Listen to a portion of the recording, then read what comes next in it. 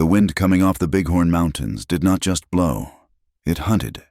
It tore across the high plains of the Wyoming Territory with a malice that felt personal, stripping the warmth from the earth and driving the snow into drifts deep enough to bury a horse. Clara struggled to lift her left boot out of the powder. Her foot was numb, a block of dead weight inside leather that had worn through 3 days ago. She could no longer feel her toes.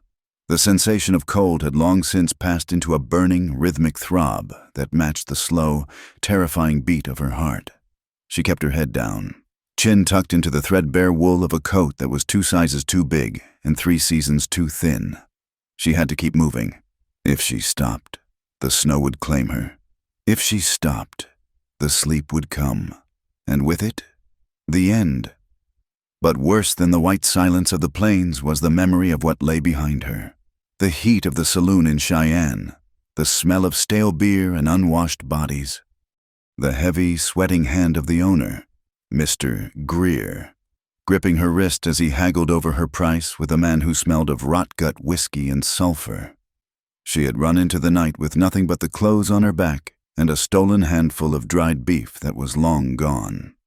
She had walked until the town lights faded, until the road disappeared, until there was nothing but the gray sky and the white ground. Clara stumbled. Her knee hit the ice crust, shattering it. She cried out, a sharp, jagged sound that the wind snatched away instantly. She remained on her hands and knees, panting. The air was thin here, sharp as glass in her lungs. She looked up, squinting against the biting sleet. A shape broke the monotony of the horizon. It was angular and dark, cutting a silhouette against the failing light of the afternoon. A fence post, then another, barbed wire, strung tight and humming in the gale. Clara forced herself up. A fence meant a claim. A claim meant a cabin. A cabin meant fire. She moved toward it, her legs moving on memory alone. She followed the wire line, hand over hand, the metal barbs tearing at her frozen mittens, but she did not feel it. The fence led to a gate, and beyond the gate, the spectral outline of a barn and a low-slung timber house with smoke struggling from its chimney. Hope was a dangerous thing. She knew. It made you careless. She tried to call out, but her throat was parched dry, her lips cracked and bleeding. She stumbled toward the porch, her vision tunneling. The ground seemed to tilt sideways. The dark wood of the cabin door was 10 feet away, then 5. Her legs simply gave up. There was no decision in it, only the sudden absence of strength. She collapsed into the snowdrift piled against the hitching rail, the cold rushing up to greet her like an old friend. The last thing she heard was the heavy thud of boot steps on wood, not the wood of the floor, but the hollow sound of the porch. Elijah Briggs pushed the heavy oak door shut against the wind and threw the latch. The sudden silence of the cabin was heavy, broken only by the crackle of the lodgepole pine burning in the stone hearth. He brushed the snow from his shoulders, his movements efficient and sharp. He was a man carved from the same granite as the mountains behind his land, tall, lean, with a face weathered by 30 years of high plains sun and wind. His eyes were dark, set deep under a heavy brow, and they held the look of a man who expected nothing from the world but trouble. He crossed the room to the kitchen table, where a half-cleaned Colt revolver lay on an oilcloth. He had heard something outside, a thump, probably just a branch breaking under the weight of the snow, or maybe a coyote bold enough to come near the house. But in this country, you did not assume. You verified. He picked up the pistol, checked the cylinder, and walked back to the door. He didn't open it immediately. He listened. The wind, the creak of the timbers, and something else. A low, soft sound. Not an animal. Elijah threw the door open, the wind instantly trying to rip it from his grasp. He leveled the gun in the darkness, his thumb on the hammer. Nothing but the swirling white. He looked down. A bundle of rags lay half buried in the snow by the rail. He frowned, lowering the barrel. He stepped out, the cold biting through his flannel shirt, and crouched down. It was a woman, or a child. It was hard to tell under the layers of filth and oversized wool. He touched the neck, his rough fingers seeking a pulse. It was there, faint and fluttering like a trapped bird. "Damnation," he muttered. He didn't waste time looking for a horse or a wagon. He holstered the gun and scooped her up. She weighed almost nothing. She was bone and grit, light enough that the wind threatened to knock them both over. He carried her inside, kicking the door shut behind him with a violence that shook the frame. He laid her on the braided rug before the fire. The heat of the room hit the frozen wool of her coat, releasing the smell of wet dog and old dust.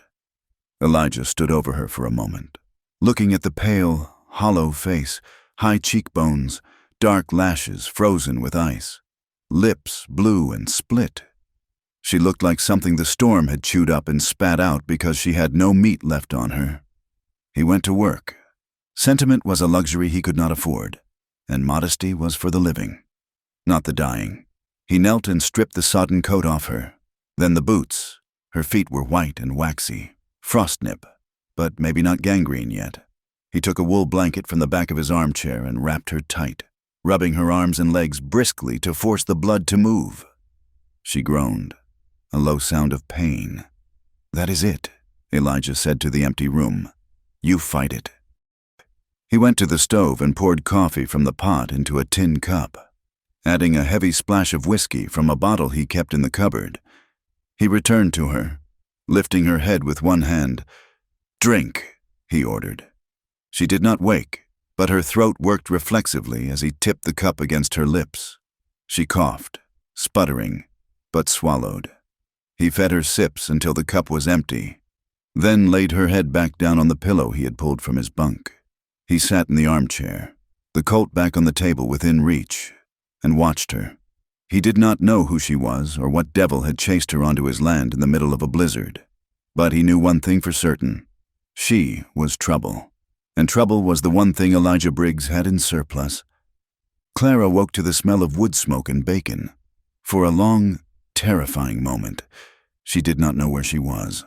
The ceiling above her was rough-hewn timber, not the stained plaster of the saloon.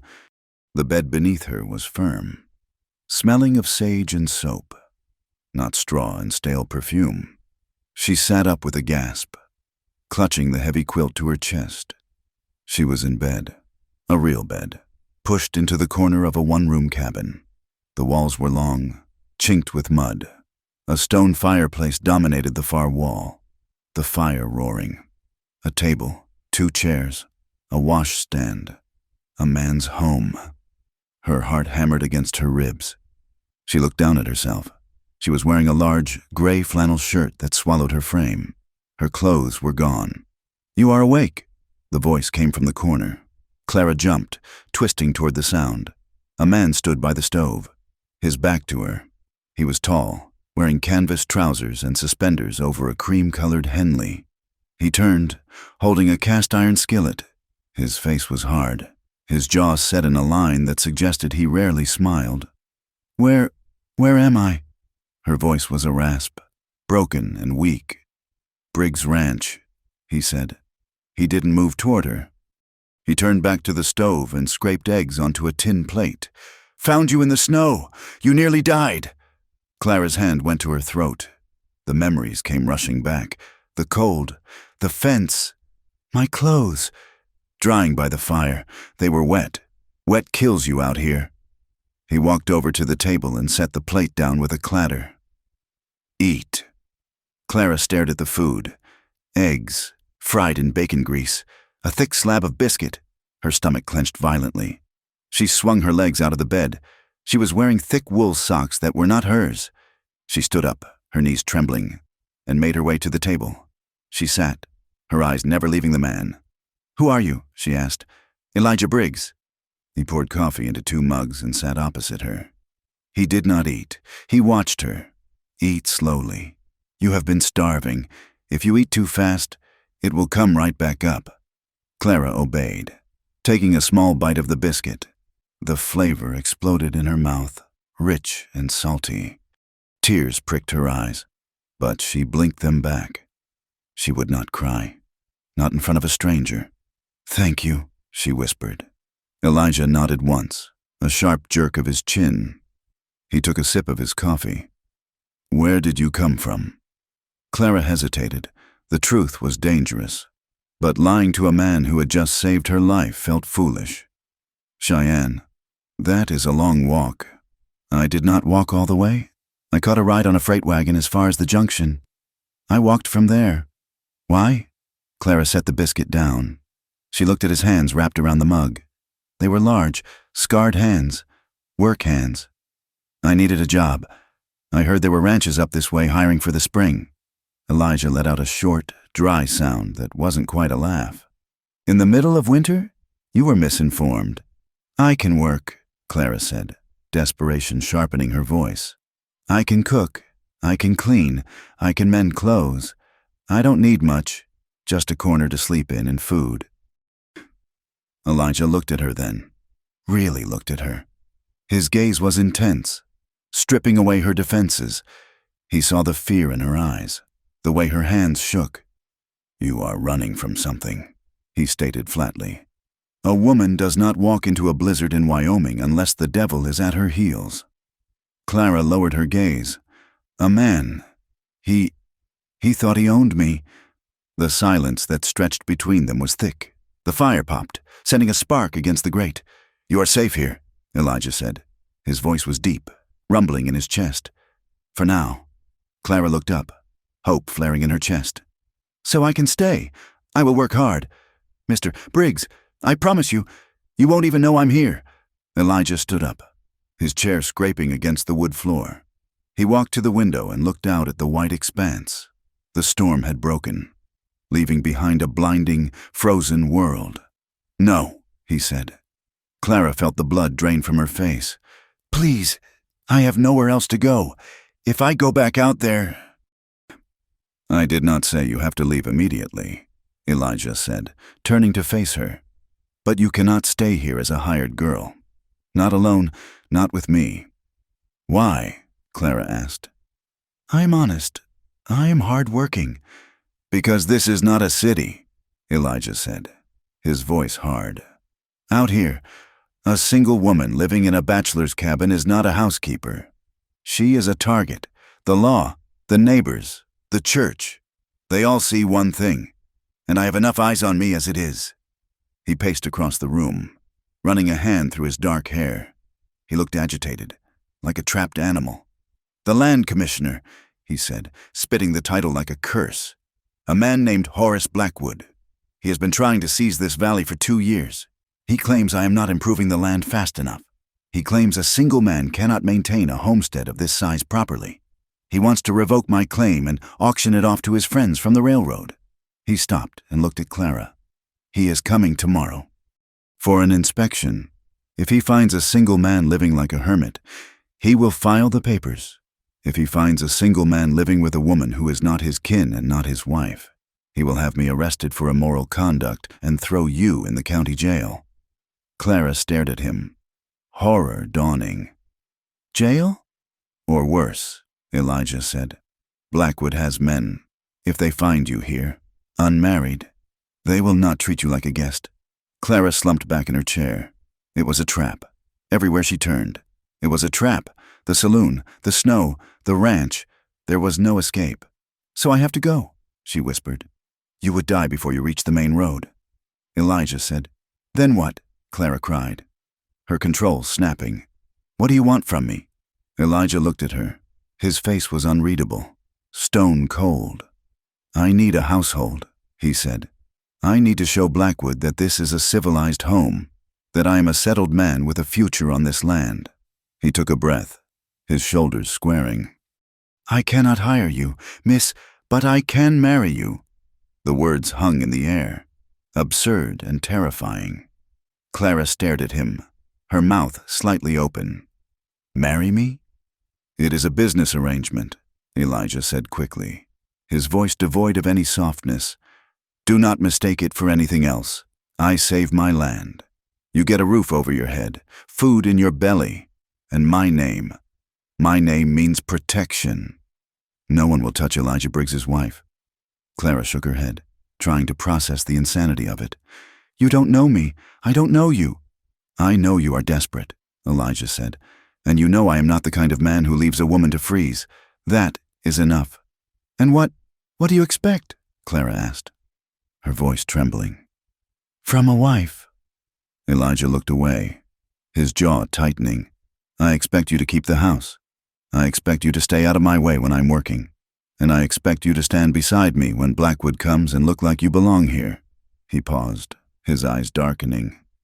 As for the rest, the marital duties. He looked at her, his gaze skimming over her thin frame, her frightened eyes. You have nothing to fear from me. I have no room for sentiment, and I have no desire to take what is not freely given. You sleep in the bed. I will take the floor. We live as strangers who share a name. That is the deal. Clara looked at the fire. She thought of the cold. She thought of Mr. Greer's hands. She thought of the long, empty road. This man was hard. He was cold, but he had carried her inside. He had fed her. He had offered her a contract, not a command. She looked back at him. My name is Clara. Clara Evans. Elijah nodded. Elijah. If I do this, Clara said, her voice gaining a fraction of strength. If I marry you, you promise I am safe, that no one takes me away. I promise, Elijah said.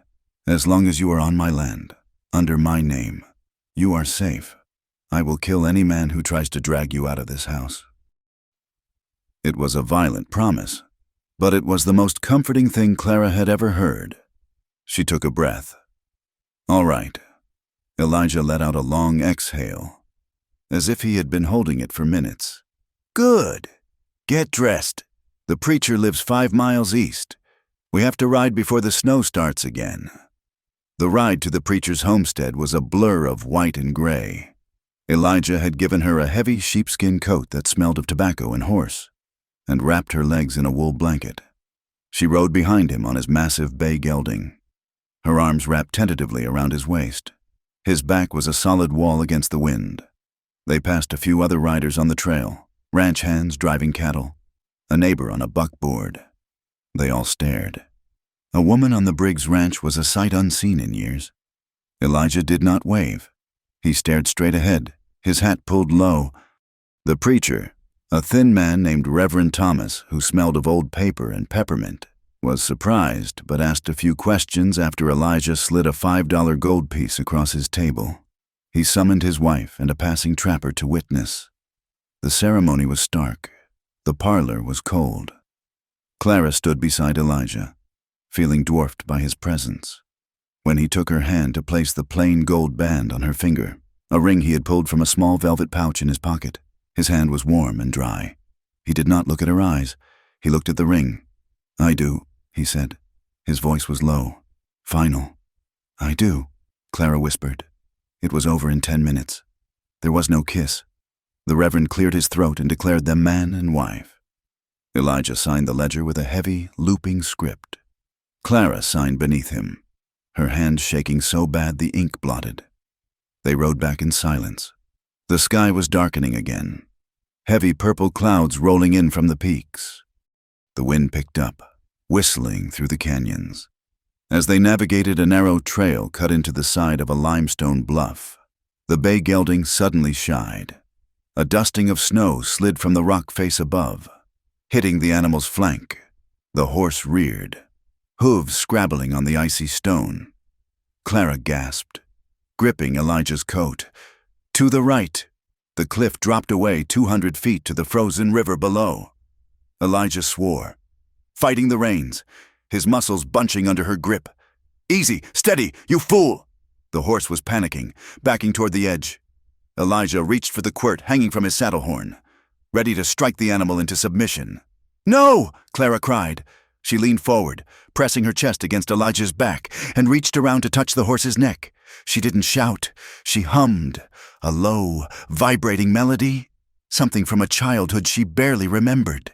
Shh, she murmured, the sound resonating against Elijah's spine. It is just snow, just snow. We are here, we are here. The melody was haunting, steady and deep. The horse's ears flicked back. The frantic scrabbling stopped. The animal blew out a hard breath, trembling, but stood still. Elijah sat frozen in the saddle. He had his hand raised to strike, but he slowly lowered it. He felt the vibration of her humming through his own body. It was a sound of inexplicable calm in the middle of the gale. He turned his head slightly, looking over his shoulder. Clara's face was pressed against his coat, her eyes closed, her hand stroking the horse's neck with a gentle, rhythmic motion. "He is afraid," Clara said softly, opening her eyes to meet Elijah's. "He just needed to know he wasn't alone." Elijah stared at her for a long moment. The wind whipped a strand of hair across her face. She reached up and tucked it behind her ear, her hand steady now. "Let us go home," Elijah said, his voice quieter than before. Night fell heavy and absolute over the ranch. The wind howled outside, but inside the cabin, the fire held the cold at bay. The atmosphere had changed. The space between the four walls felt smaller, charged with a tension that hadn't been there in the morning. Then, they were strangers. Now, they were bound by law and God. Elijah moved about the room with rigid purpose. He checked the locks. He stoked the fire. He avoided looking at the bed. Clara sat in the armchair, still wearing the flannel shirt and a long skirt Elijah had found in a trunk, clothes that must have belonged to the woman who wore the ring before her. She tried not to think about that.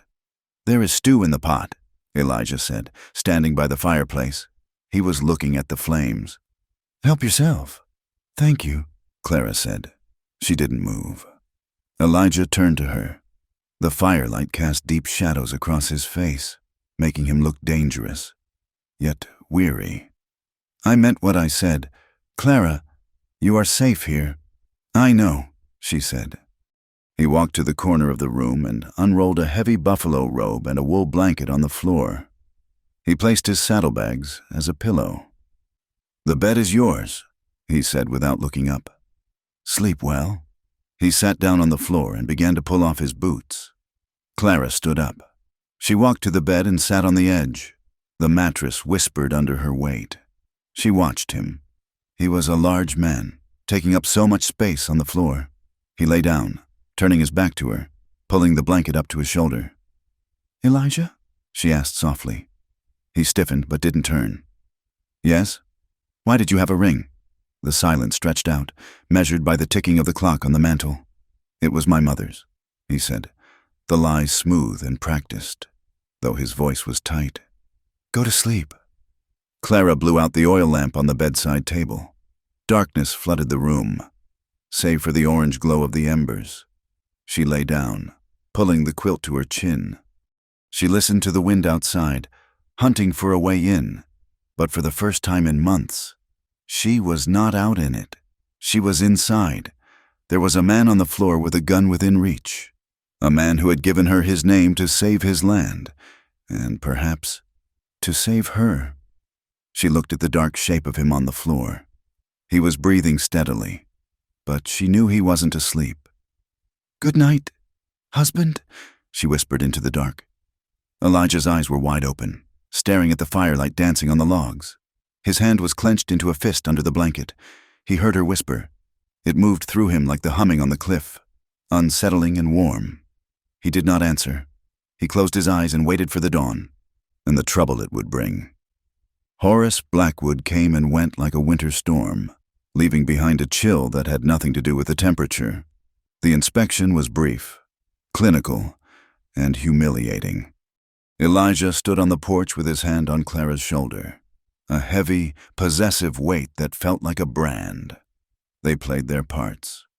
Clara poured coffee with steady hands, though her heart hammered against her ribs like a trapped bird. She spoke when spoken to, kept her eyes modest, and wore the plain gold band as if it had been there for years.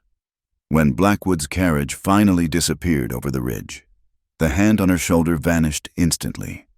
Elijah walked away without a word, disappearing into the barn. The performance was over.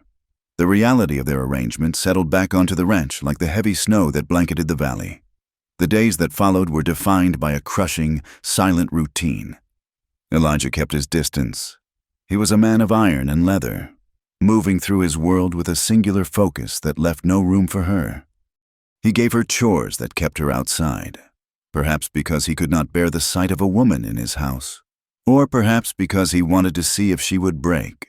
He sent her to break the ice on the troughs, to muck out the stalls, to stack cordwood until her palms blistered and bled. He watched her from the corner of his eye, expecting complaints, expecting tears. Clara gave him neither. She had survived the saloons of Cheyenne and the cruelty of men who saw her as nothing more than merchandise. Hard work was a mercy compared to that. She wrapped her hands in strips of rag to protect the blisters and went back to the wood pile. She scrubbed the cabin floors on her hands and knees until the pine board shone pale and clean. When a stirrup leather snapped on his saddle, she sat by the fire and stitched it back together with a neat, tight lock stitch she had learned from a seamstress in Kansas City. One evening, she found him in the barn, struggling with a calf that refused to nurse. The mother was skittish, kicking out every time Elijah tried to guide the calf to the udder. He was swearing low and steady, frustration radiating off him in waves. Clara set down the lantern she was carrying. "Move," she said.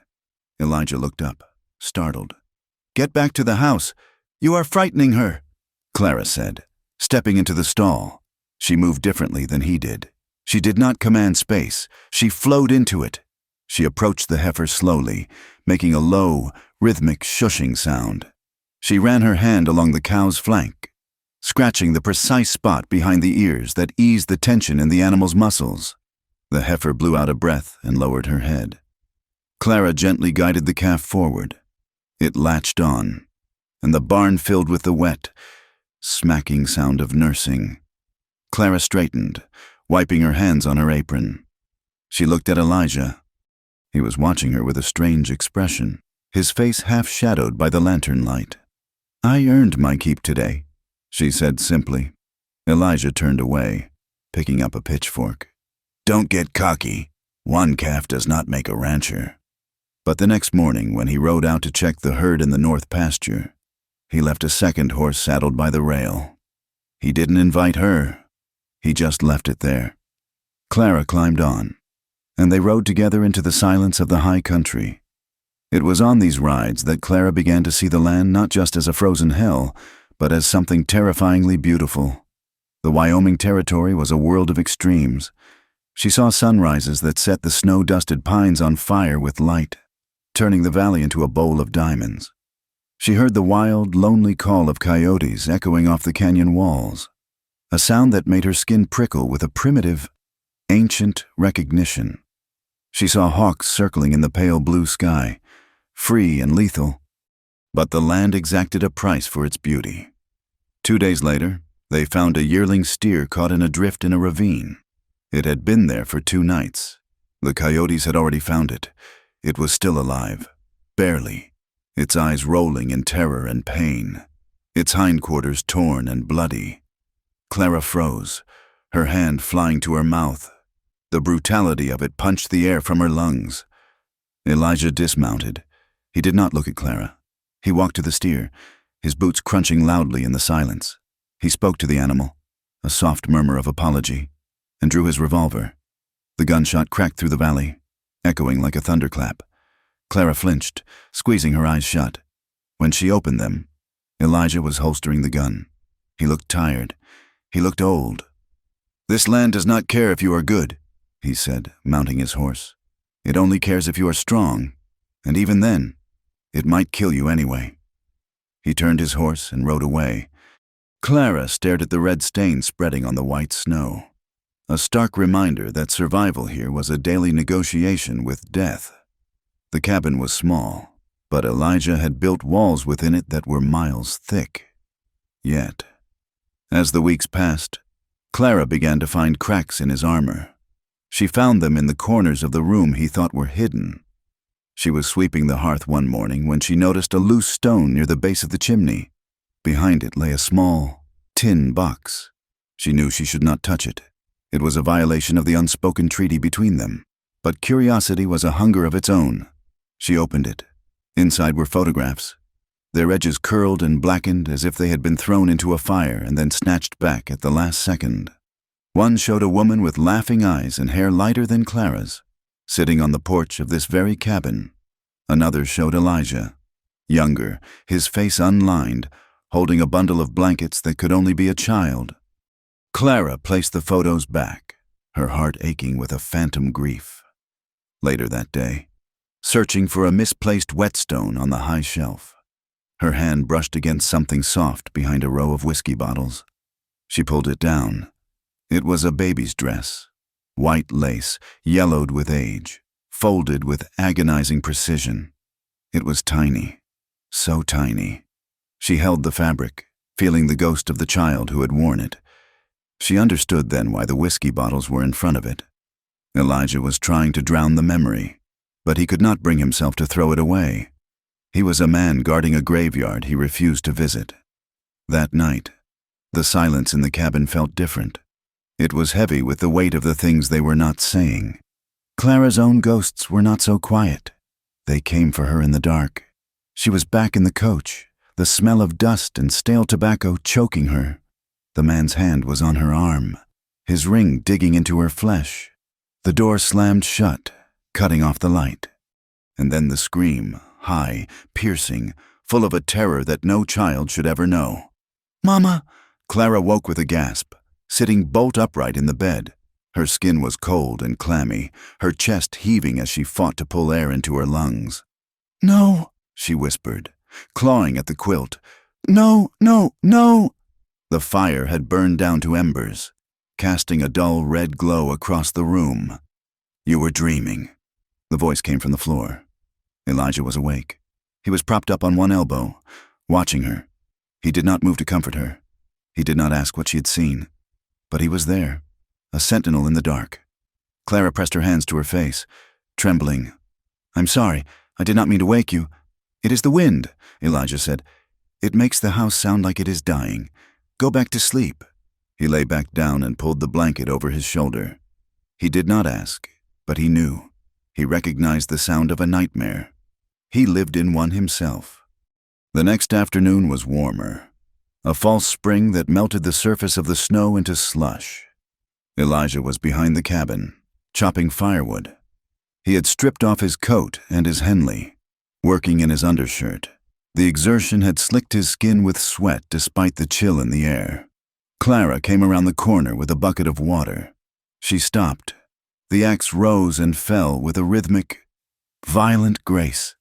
Elijah's back muscles coiled and released with every swing. But it was not his strength that caught her eye. It was the scar. A jagged purple line ran from his lower ribs, twisting across his torso and disappearing into the waistband of his trousers. It was thick and ugly, the kind of mark left by a blade that meant to kill. Elijah sensed her presence. He swung the axe one last time, splitting the log cleanly in two, and turned. He saw her looking. He did not cover himself. He reached for a rag on the woodpile and wiped his face. "It is rude to stare," he said, though there was no heat in his voice. Clara set the bucket down. "That is not from a horse," she said. Elijah touched the scar absently, his fingers tracing the ridge of old flesh. "No, it is not." He picked up his shirt and pulled it on, buttoning it slowly. He looked at the mountains, his eyes narrowing as if he could see the past coming down the pass. "It was 5 years ago," he said. "I was away, delivering a herd to Laramie. I should have been here. I should have been home." He looked at Clara, and for the first time, the wall dropped completely. She saw the raw, bleeding wound of his soul. "Raiders," he said. "They came for the horses. They took everything that wasn't nailed down. My wife, Sarah. She tried to stop them." He paused, his throat working. "They burned the barn. They shot the dog.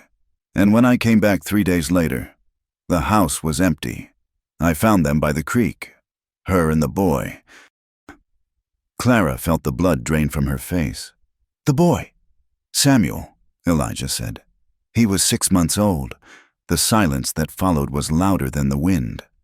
Clara stepped forward, her instinct to comfort warring with her fear of him. "The scar?" she asked softly. "I went after them," Elijah said. His voice was flat, terrifyingly calm. "I found them in the Badlands a week later. There were 4 of them. I killed 3. The 4th one. He had a knife. He gave me this before he died." He looked down at his hands, hands that had built a house and killed men. "It healed," he said. "The skin healed. The rest didn't." Clara did not know what to say. There were no words for a pain that size. It was a canyon, vast and deep. "I am sorry," she whispered. It was inadequate, but it was all she had. Elijah picked up the axe again. The moment was closing. The wall was going back up. "Work needs doing," he said. But the wall was not as solid as it had been. The mortar was crumbling. That evening, the temperature plummeted again. The wind rattled the window panes, trying to force its way in. Clara was sewing by the fire, while Elijah oiled his saddle leathers at the table.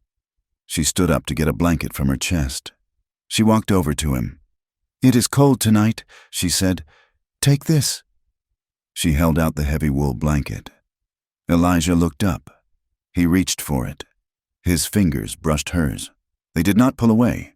The contact was electric. His skin was rough, calloused, warm. Her skin was soft, scarred by work but still delicate. For a moment, neither of them moved.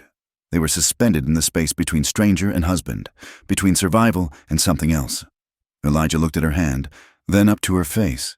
His eyes were dark, searching. He looked like a man who was thirsty but afraid the water was poisoned. "Thank you," he said, his voice rough. Clara slowly withdrew her hand. Her skin tingled where he had touched her.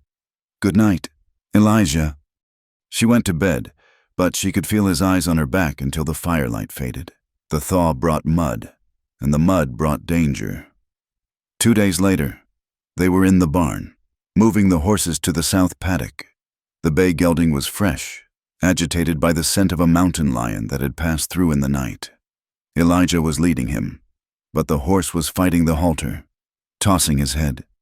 Clara was behind them, carrying a saddle. She slipped on a patch of wet straw. The sudden movement spooked the gelding. He reared, 1,000 pounds of panic exploding upward. He lashed out with his front hooves, twisting in the narrow aisle. Clara was on the ground. She looked up to see the iron-shod hooves coming down. "Clara!" Elijah didn't think. He didn't calculate. He moved with the explosive speed of a man who had spent his life dodging death. He let go of the lead rope and dove. His shoulder hit Clara's waist, driving her sideways into the tack room wall just as the hooves smashed into the wooden floorboards where her head had been a second before.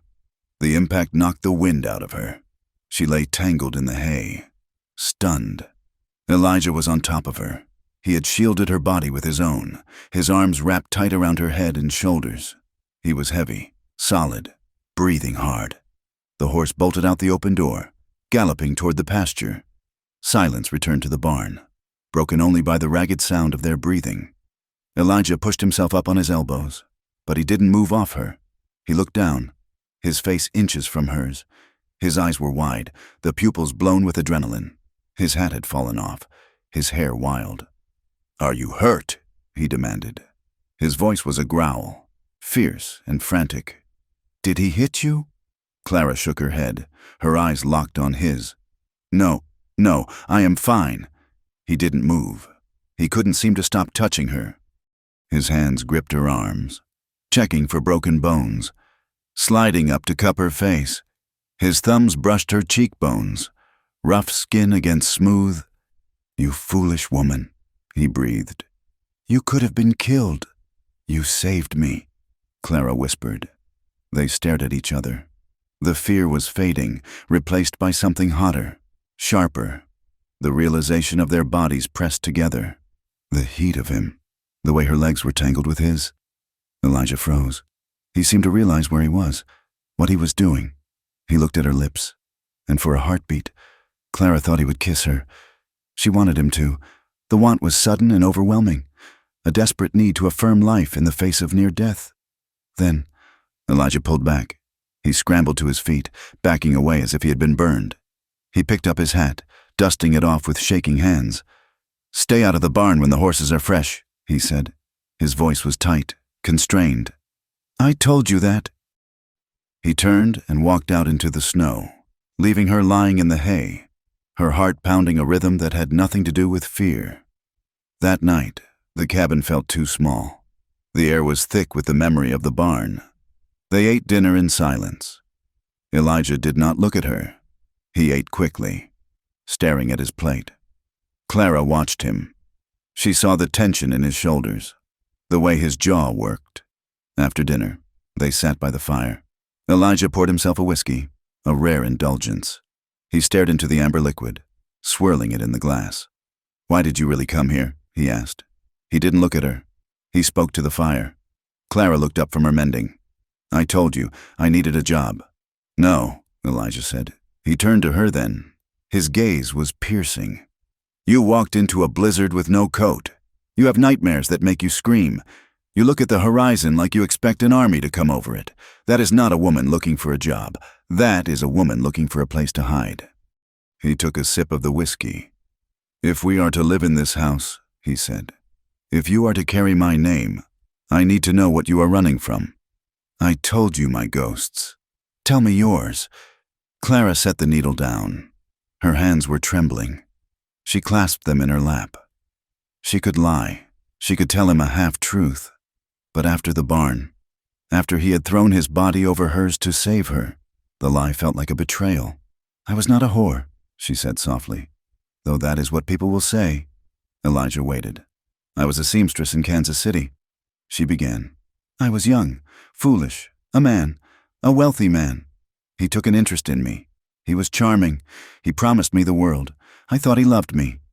She swallowed hard, forcing the bile down. "He didn't love me. He collected me. Like a painting, like a horse." She looked at the fire, seeing the flames dance. "When I tried to leave, I found out I belonged to him. Truly, I had debts I didn't know about. Contracts I didn't remember signing. He sold me to a friend of his when he got bored. And that friend sold me to a saloon in Cheyenne." She looked up at Elijah. Tears were streaming down her face, but her voice was steady. "They touched me," she said. "They used me. They took everything I had." She took a breath that shuddered in her chest. "I ran because I realized something. Elijah, I realized I would rather die in the snow. I would rather be eaten by wolves or freeze to death on your porch than be touched again by the men who used to own me. I wanted to be free, even if freedom meant dying." The room was silent. The fire crackled. Elijah looked at her. He saw the shame, the anger, the steel in her spine. He saw a survivor. He saw a reflection of his own war. He set the whiskey glass down on the table with a sharp click. He did not speak. There were no words that could fix what had been done to her. He could not offer empty platitudes. He stood up. He walked to the corner where his bedroll lay on the floor. He picked it up. Clara watched him, confused. Was he leaving? Was he disgusted? Elijah walked across the room. He stopped beside the bed. He dropped the bedroll onto the floor, right next to where she slept. He looked down at her. "You are not owned here," he said. His voice was low, fierce, and absolute. "You are my wife, and the only person who decides who touches you is you." He sat down on the bedroll, pulled off his boots, and lay down. He was close enough now that if she reached out her hand, she could touch him. "Go to sleep, Clara," he said. Clara lay down in the bed. She turned on her side, facing him. He was a dark shape in the shadows. But he was there. He was close. She closed her eyes. For the first time in years, the coach did not come. The scream did not come. She slept, and in her sleep, she reached out a hand, and it rested on the rough wool of his blanket. He did not move it away. The winter in the Wyoming Territory did not end. It simply retreated. Fighting for every inch of ground, it surrendered. The snow, once a clean white sheet burying the world, turned into a heavy, sullen gray slush that churned beneath boots and hooves. The wind lost its razor edge but kept its weight, pushing against the cabin walls with a dull, persistent pressure. Inside, the air had changed. The silence that had defined the early days of their marriage, a silence built of suspicion and survival, had softened.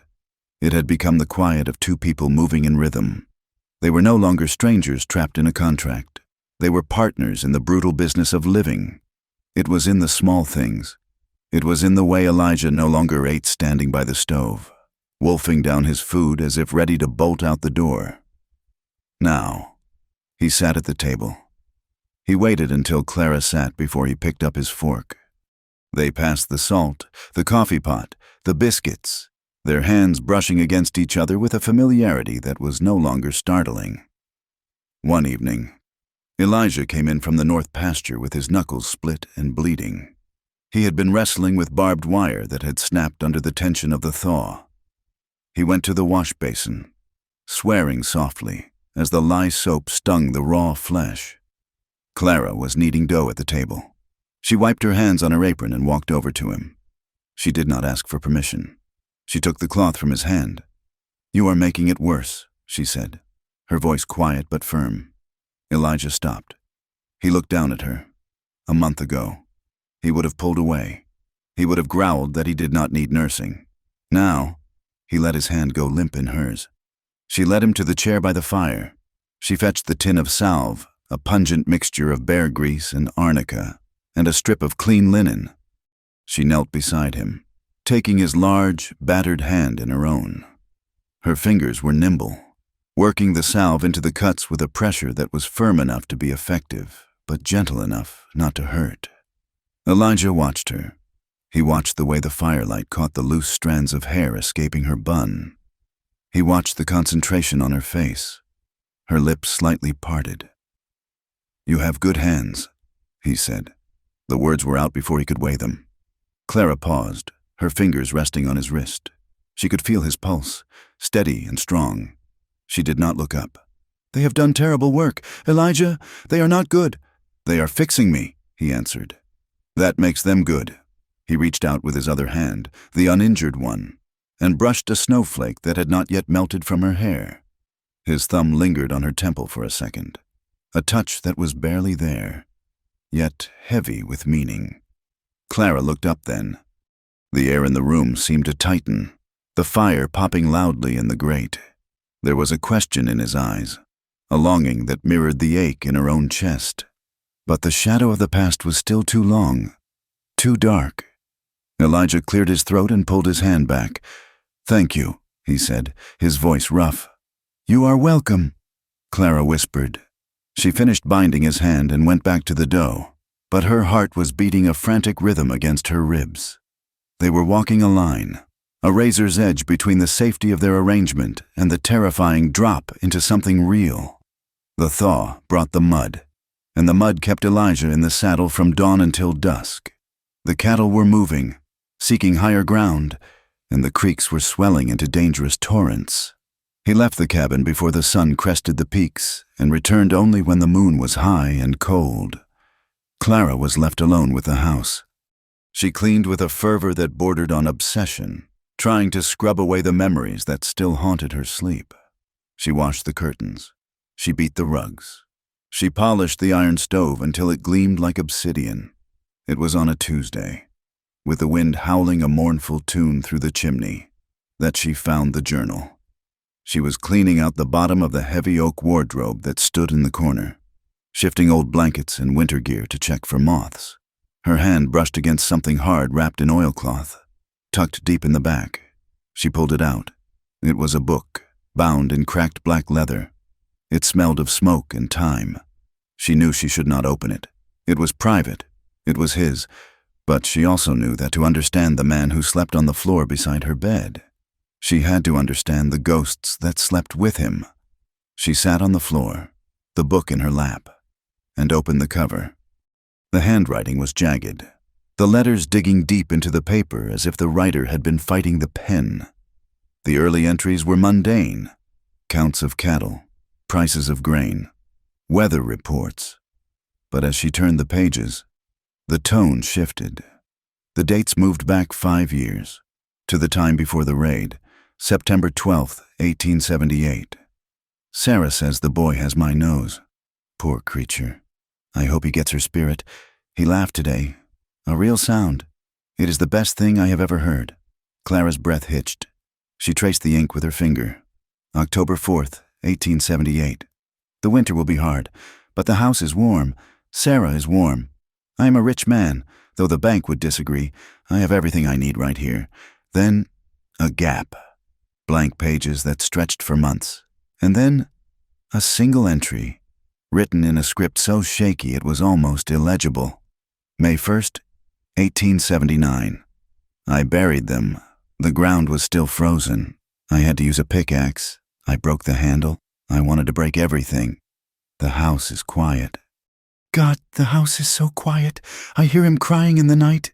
But when I go to the crib, it is empty. I am empty. Clara did not realize she was crying until a tear splashed onto the page, blurring the word empty. The door opened. The wind rushed in, bringing the scent of wet earth and horses. Clara gasped, snapping the book shut, but it was too late. Elijah stood in the doorway, dripping wet, his hat in his hand. He saw her on the floor. He saw the book in her lap. He did not shout. He did not move. He stood frozen, the color draining from his face, leaving him looking like a statue carved from gray stone.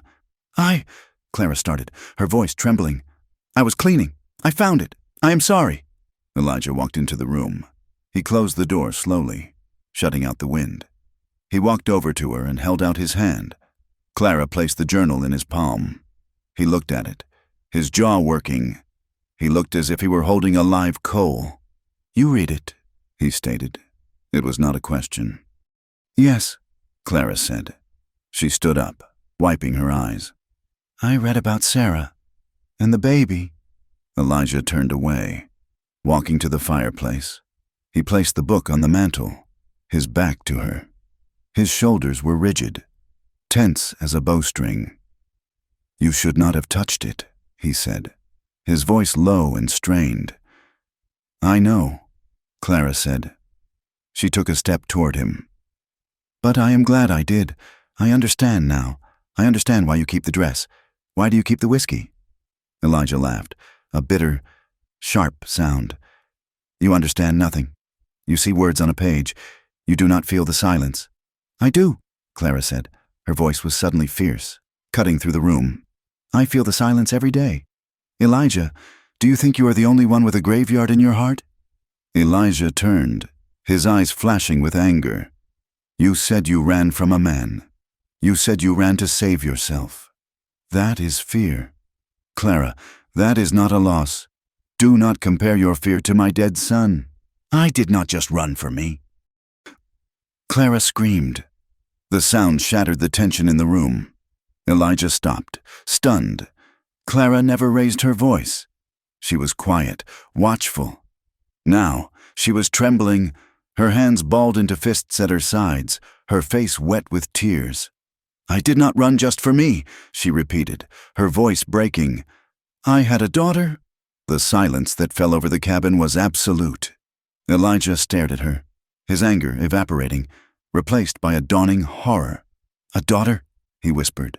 Clara collapsed into the armchair, burying her face in her hands. The confession she had held back, the secret that had been eating her alive since the day they met, poured out of her. Her name was Lily, she sobbed. She was 4 years old. She had eyes like mine. The man who owned me, he used her, not in that way, but he used her to keep me. He knew I would never run as long as he had her. She looked up at Elijah, her face ravaged by grief. When I tried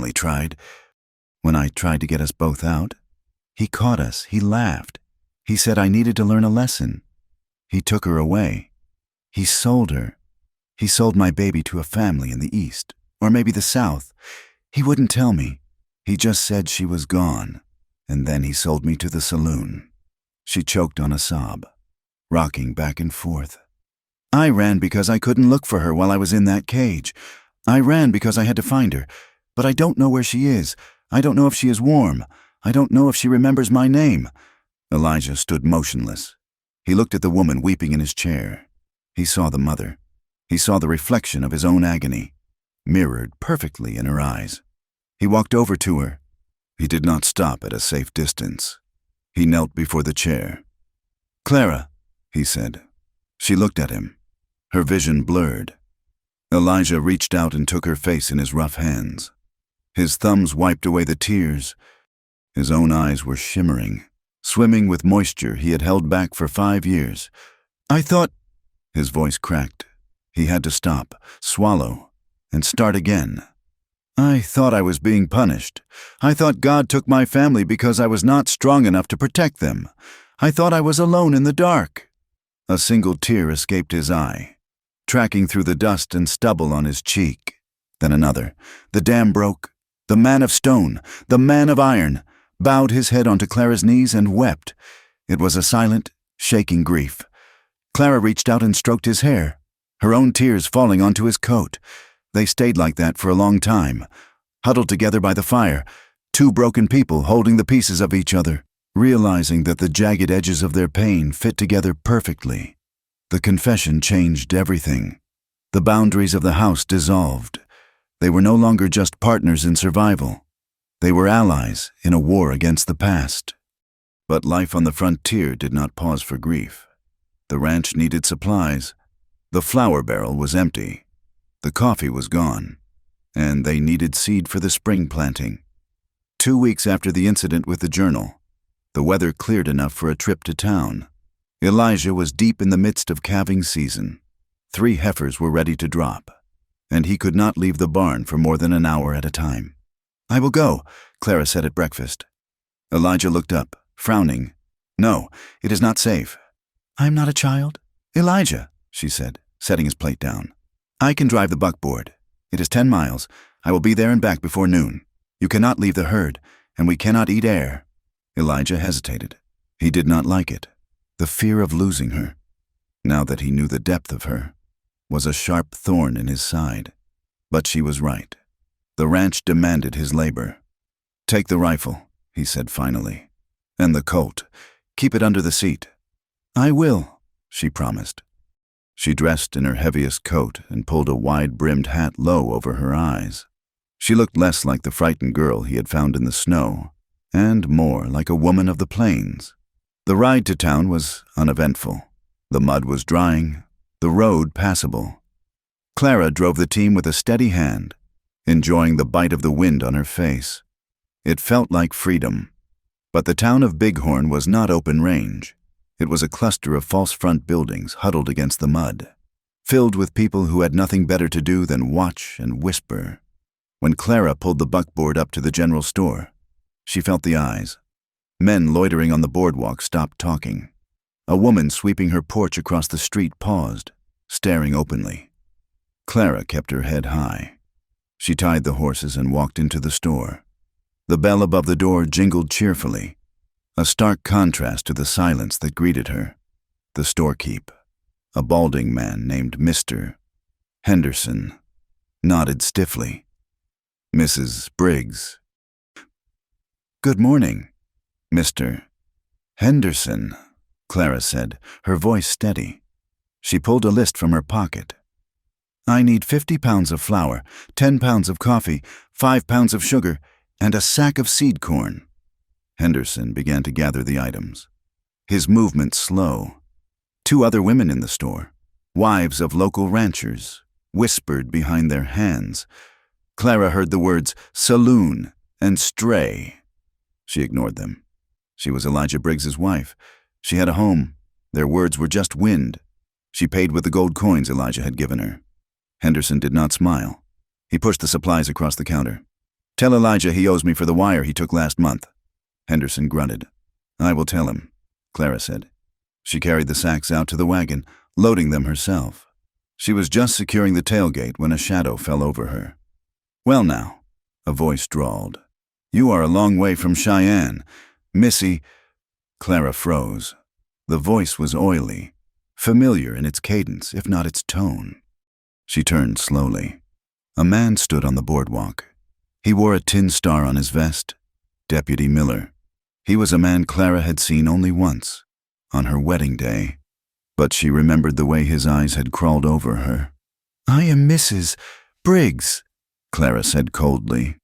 "And I am heading home."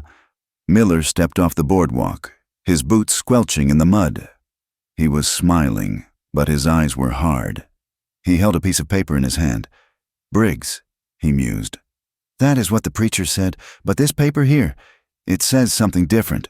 He held up the paper. It was a wanted poster. The sketch was crude, but the likeness was undeniable. The hair, the eyes, The name printed below was Clara Evans. "Say you were wanted for theft," Miller said, tapping the paper. "Grand larceny. Stole a diamond brooch from a gentleman in Kansas City. There is a reward." "That is a lie," Clara said, her heart hammering against her ribs. "I never stole anything." "The law says different," Miller said, stepping closer. He smelled of stale tobacco and unwashed wool. "And the law says I should take you into custody until this gentleman can come and identify his property." Clara knew what that meant. Custody meant a cell. A cell meant a cage. And once she was in a cage, the man from Kansas would come. He would take her, and she would never see Elijah or Lily again. "I am not going with you," she said. Miller laughed. He reached for her arm. "Now don't be difficult. Darlin', Elijah can't help you here." Clara moved on instinct. She didn't reach for the Colt under the seat. She wouldn't have time. Instead, she grabbed the whip from the holder on the buckboard. She cracked it, not at the horses, but at Miller. The lash snapped inches from his face. He flinched back, cursing, his hand going to his gun. "Hey!" he shouted. Clara scrambled up onto the seat. She released the brake and slapped the reins hard. "Hiya!" The team, startled by the shout and the whip, lunged forward. The wagon jerked, nearly throwing Clara off. Miller lunged for the horses' heads, but the offside mare reared, striking out. Miller dove into the mud to avoid being trampled. "Stop her!" Miller yelled. "Stop that wagon!" Clara didn't look back. She drove the team hard, swerving around a freight wagon, splashing through the deep puddles of the main street. A shot rang out, a warning, or a miss, splintering the wood of the tailgate. She lashed the horses again. They galloped out of town, the wagon bouncing violently, threatening to tip at every turn. She headed for the hills, for the tree line, anywhere but the open road where they could run her down. She drove until the horses were blown, lather dripping from their flanks. She had turned off the main trail, navigating a logging road that wound deep into the foothills of the Bighorns. She pulled the wagon into a dense grove of aspen and pine, hidden from the road below. She sat there, shaking. The adrenaline was fading, leaving behind a cold, cramping terror. They knew, the man in Kansas knew where she was. The theft charge was a ruse, a way to use the law to drag her back. She couldn't go back to the ranch. If she went back, the posse would follow. They would hurt Elijah. They would burn the house. She climbed down from the wagon. She unhitched the horses, her fingers fumbling with the buckles. She would take one horse and ride. Ride where? North, into the mountains. It was suicide, but staying was death. A twig snapped. Clara spun around, dragging the heavy Colt revolver from her belt. She held it with both hands, pointing it at the trees. "I will shoot!" she screamed, her voice cracking. "Clara!" Elijah stepped out from the shadows of the pines. He was on foot, leading the bay gelding. His face was grim, his eyes scanning the woods behind her. Clara lowered the gun, her knees giving out. "Elijah!" He crossed the distance in 3 long strides. He didn't ask if she was okay. He pulled her into his arms, holding her so tight it hurt. She buried her face in his coat, smelling the leather and the sweat and the safety of him. "I heard the shot," he said into her hair. "I was on the ridge. I saw the wagon turn off." "The deputy," Clara gasped, pulling back to look at him. "He has a poster. He says I stole diamonds. It is a lie. Elijah, it is a lie." "I know," Elijah said. He looked at her, his face hard as granite. "Who is he? The man in Kansas?" Clara took a breath. It was time for the whole truth. No more shadows. "His name is Silas Thorne," she said. The name tasted like ash in her mouth. "He is not just a rich man. He runs a ring. He buys women who have no one. Widows, orphans, immigrants. He sells them to politicians, to judges, to men who want things they cannot ask for in polite society. He calls us companions." Elijah's eyes darkened, a dangerous light kindling in their depths. "He wants me back because I ran." Clara continued. "Because I stole the one thing he values more than money, his pride. And he has Lily. He took her to punish me. He said he would raise her to be just like me." Elijah went still. The wind rustled the aspen leaves, a sound like 1,000 whispering voices. "He has the law in his pocket," Clara said, desperation rising in her voice. "He forged the theft charge. If the deputy takes me, Thorn will come. You have to let me go. Elijah, I have to leave. If I stay, they will destroy you." Elijah looked at her. He looked at the woman who had healed his hand, who had calmed his horse, who had wept for his son.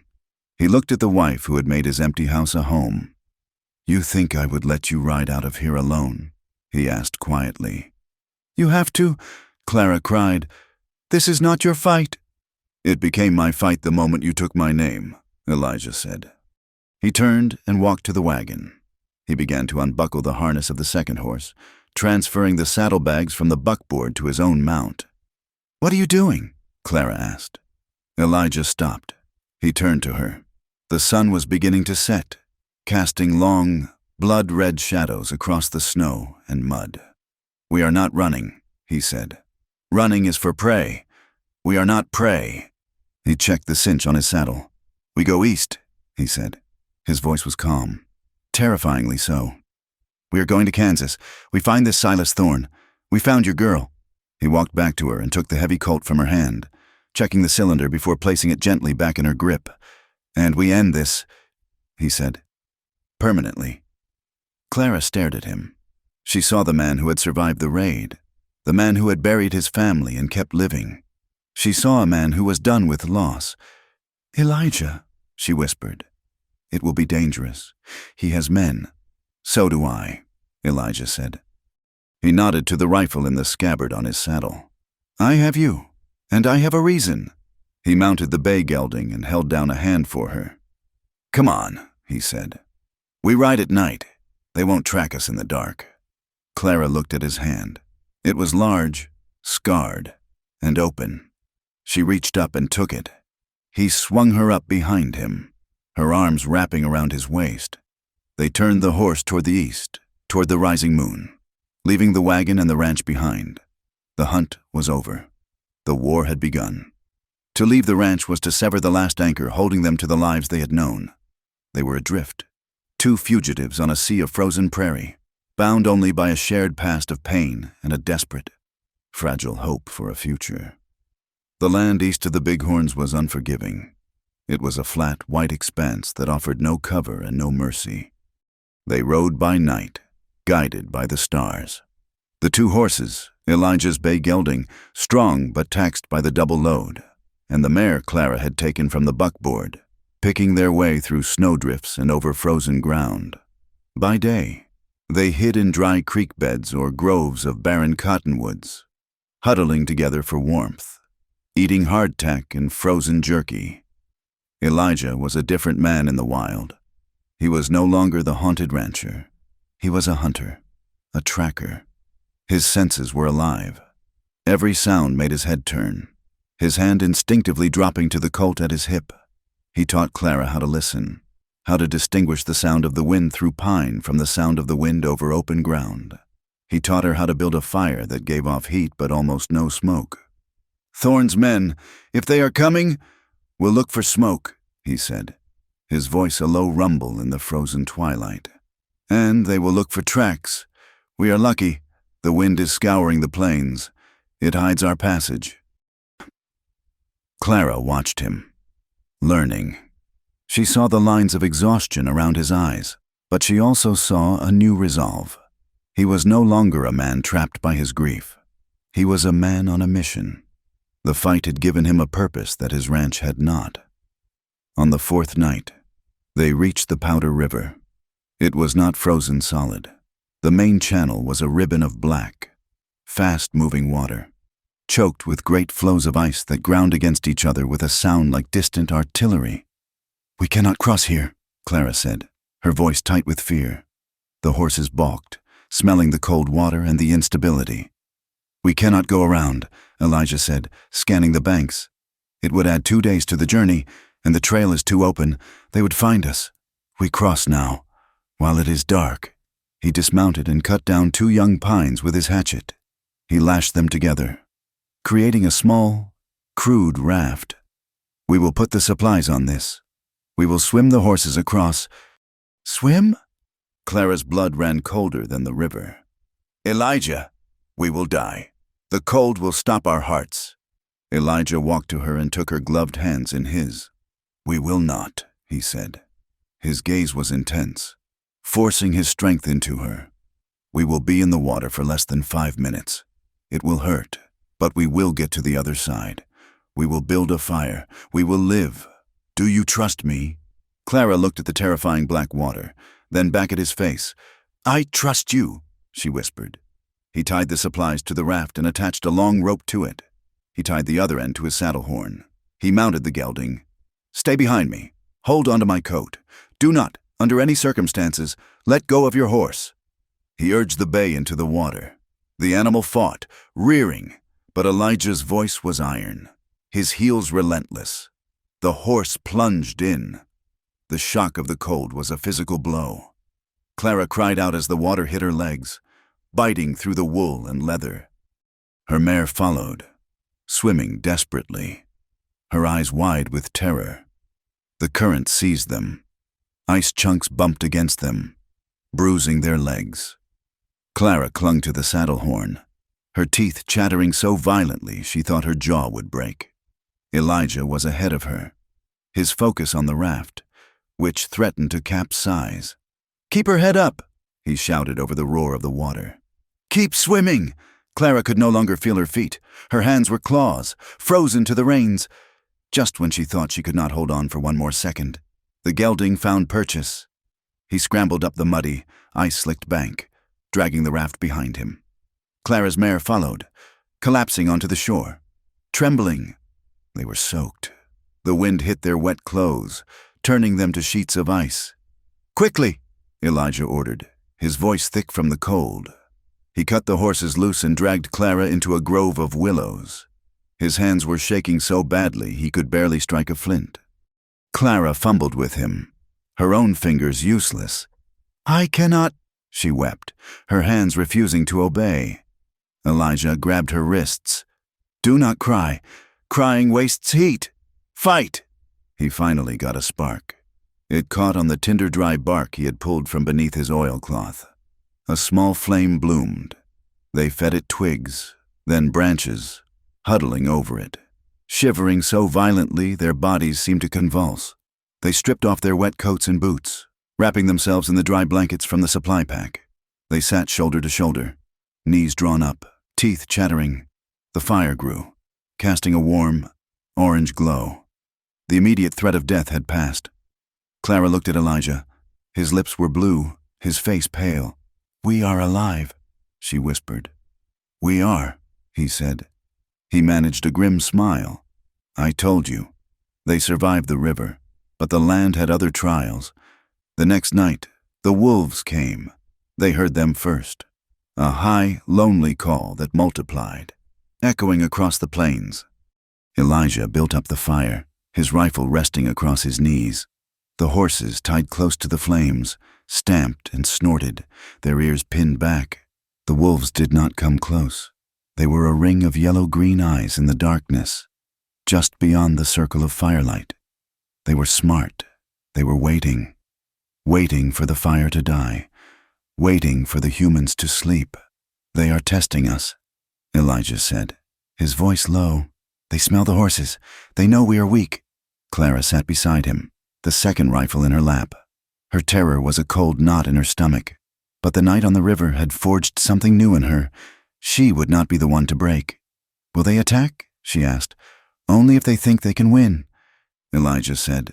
He stood up suddenly and fired the rifle into the darkness. The shot was deafening. The ring of eyes vanished. The howling stopped, replaced by an eerie silence. That will hold them, he said, sitting back down. But not for long. We will not sleep tonight. They sat back to back, watching the darkness, until the first gray light of dawn stained the eastern sky. The wolves were gone. They pushed hard for 2 more days. Across the vast, rolling hills of Nebraska, the land was changing. The mountains were gone, replaced by an endless, undulating ocean of grass and snow. And the sky was changing. The clear, cold blue of Wyoming was replaced by a low, oppressive gray ceiling. "Blizzard," Elijah said, tasting the air. "A bad one. It smells of ice." It hit them in the middle of the afternoon, not with a prelude of flurries, but as a sudden, violent wall of white. The wind came from the north with a sound like a freight train, driving the snow horizontally. Visibility dropped to zero. The world vanished, replaced by a screaming, swirling vortex of ice. "We cannot stay out here," Elijah bellowed over the wind. "We will be buried." He grabbed the lead rope of Clara's mare. "Stay behind me. Do not let go." He had no landmarks, no sun, no stars. He rode on instinct, his head down, trusting the horse to keep its footing. Clara followed, a ghost in the whiteout, her face wrapped in her scarf, her eyes stinging with ice. They stumbled on for what felt like hours, the horses struggling in drifts that were deepening by the minute. The gelding stopped, refusing to move. "What is it?" Clara cried, pulling up beside him. Elijah was squinting into the chaos. "A structure, ahead." Clara saw it then, a dark shape, leaning precariously. A half-collapsed barn, its roof mostly gone, its walls listing. It was not a shelter. It was a skeleton. "It is something," Elijah said. "It is out of the wind." He led the horses inside, through a wide opening where the doors had long since rotted away. The wind howled through the gaps in the roof, but the remaining walls broke the worst of the gale. Snow had drifted deep in the corners, but in the center, near a standing stall, the ground was relatively clear. They unsaddled the exhausted horses, rubbing them down with dry blankets. They gave them the last of their oats. The animals huddled together, trembling. Elijah and Clara retreated to the relative shelter of the stall. It was a tiny space, three-sided, but it was dry. Elijah spread their remaining blankets on the old straw. "We wait here," he said.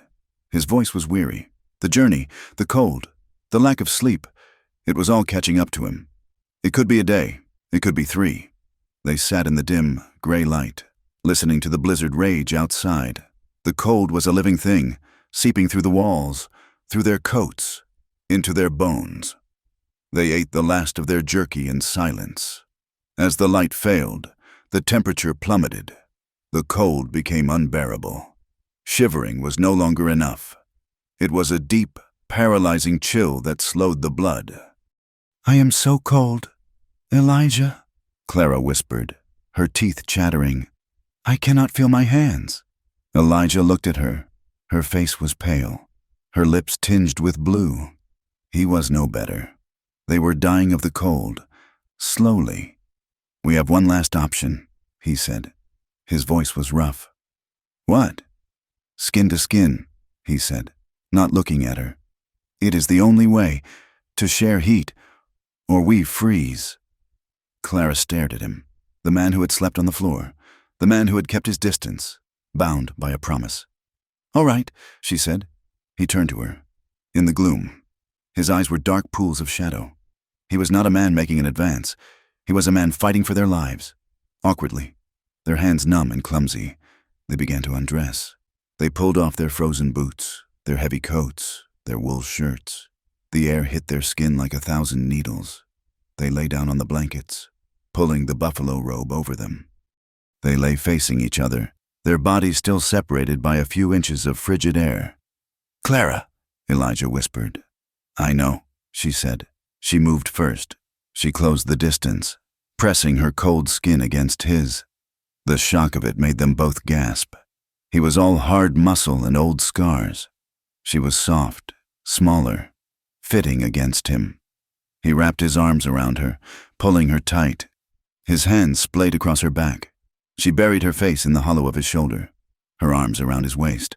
They lay like that for a long time, trembling violently, their bodies fighting the cold, fighting the intimacy. "I'm sorry," Elijah murmured into her hair. His breath was warm against her scalp. "For what? For this, for the cold, for dragging you into this." "You did not drag me," she whispered, her lips against his skin. "You followed me." She could feel the hard ridge of the scar on his ribs, the one he had gotten hunting his family's killers. She traced it with her fingers. "I am sorry for your scars." "I am sorry for yours," he answered. He could feel the small, faded marks on her back, the ghosts of a past she had never fully described. His hand moved from her back, his calloused fingers finding her face. He tilted her chin up. He did not kiss her. He just looked at her, in the darkness of the barn, with the wind screaming like a banshee. He looked at her. He saw the woman who had calmed his horse, the woman who had wept for his child, the woman who had faced down a deputy. "You are not a victim, Clara," he said. His voice was thick. "You are a storm, just like this one." She looked at him, at the man who had given her his name, his protection, his grief. The cold was still there, but in the center of her chest, a slow, aching warmth was beginning to spread. She leaned in and kissed him. It was not a soft kiss. It was clumsy, desperate, tasting of cold and fear and salt. It was the kiss of two survivors, two people who had been to the edge of death and back. He responded, his mouth hard against hers. It was a release, a surrender. All the unspoken words, all the shared glances, all the grief they had held for their lost children. It all poured into that kiss. He shifted, pulling her more fully against him. The blanket fell away, but they did not notice the cold. A different kind of fire was building, a raw, urgent heat that had been banked for years. "Elijah," she breathed, pulling back for a second. Her eyes were wide, dark, searching for him. "I know," he said. He touched her face, his thumb tracing her cheekbone, then her lip. It was a touch of reverence, of apology. This was not the act he had promised to spare her. This was not the cold duty of a husband. This was something else. This was a claim. He kissed her again, slower this time. He was apologizing for the men who had owned her, for the touch that had been a violation. He was showing her that a touch could also be a promise. "You are my wife," he whispered against her skin. Clara's hands moved over him, learning the shape of him, the strength in his shoulders, the tension in his back. She was not afraid. For the first time in her life, with a man's hands on her, she was not afraid. She felt safe. "And you are mine," she answered. It was not a gentle coupling. It was raw, honest, and filled with a desperate, pent-up grief. It was two people trying to claw their way back to life, to find warmth in a world of ice. It was a release, not just of passion, as they moved together, but of all the pain, all the loss, all the silent screams they had swallowed. They held each other, their bodies slick and warm, as the blizzard raged on, their quiet gasps lost in the howling of the wind. Afterward, they lay tangled in the blankets. The shivering had stopped. The cold was still there, but it was outside them now, held at bay by the warmth they had created. Clara lay with her head on his chest, listening to the steady, slowing beat of his heart. It was the most beautiful sound she had ever heard. "I did not think," she said into the darkness, "that I could ever feel this way again. I thought I was broken." Elijah's hand stroked her hair, his touch no longer hesitant. "You are not broken, Clara. You are forged, like steel. This world tried to break us both. It failed." She fell asleep like that, safe in his arms, while the storm buried the world in white. Clara woke to silence. The wind had stopped. A pale, milky light filtered through the cracks in the barn wall. She was warm, wrapped in Elijah's arms. His body spooned against her back. She turned slowly, carefully, not wanting to wake him. He looked younger in sleep. The hard lines of his face softened. His dark hair was falling over his forehead. A feeling of such profound, aching tenderness filled her chest that it was almost painful. This man, this hard, broken man who had taken her in, who had killed for her, who had shared his last measure of warmth with her. She touched his face, brushing the hair from his eyes. He stirred, his eyes opening. He looked at her, and the morning light was in his eyes, chasing away the shadows. "Clara," he murmured. his voice thick with sleep. "Good morning," she whispered. He smiled. A real smile. One that reached his eyes. "Good morning." She leaned in and kissed him. Softly this time. A kiss of greeting. A kiss of possession. "My husband," she said aloud. It was the first time she had said the word and meant it. They reached Kansas 3 days later, crossing the border into a land that was flatter and tamer than Wyoming, but no less dangerous.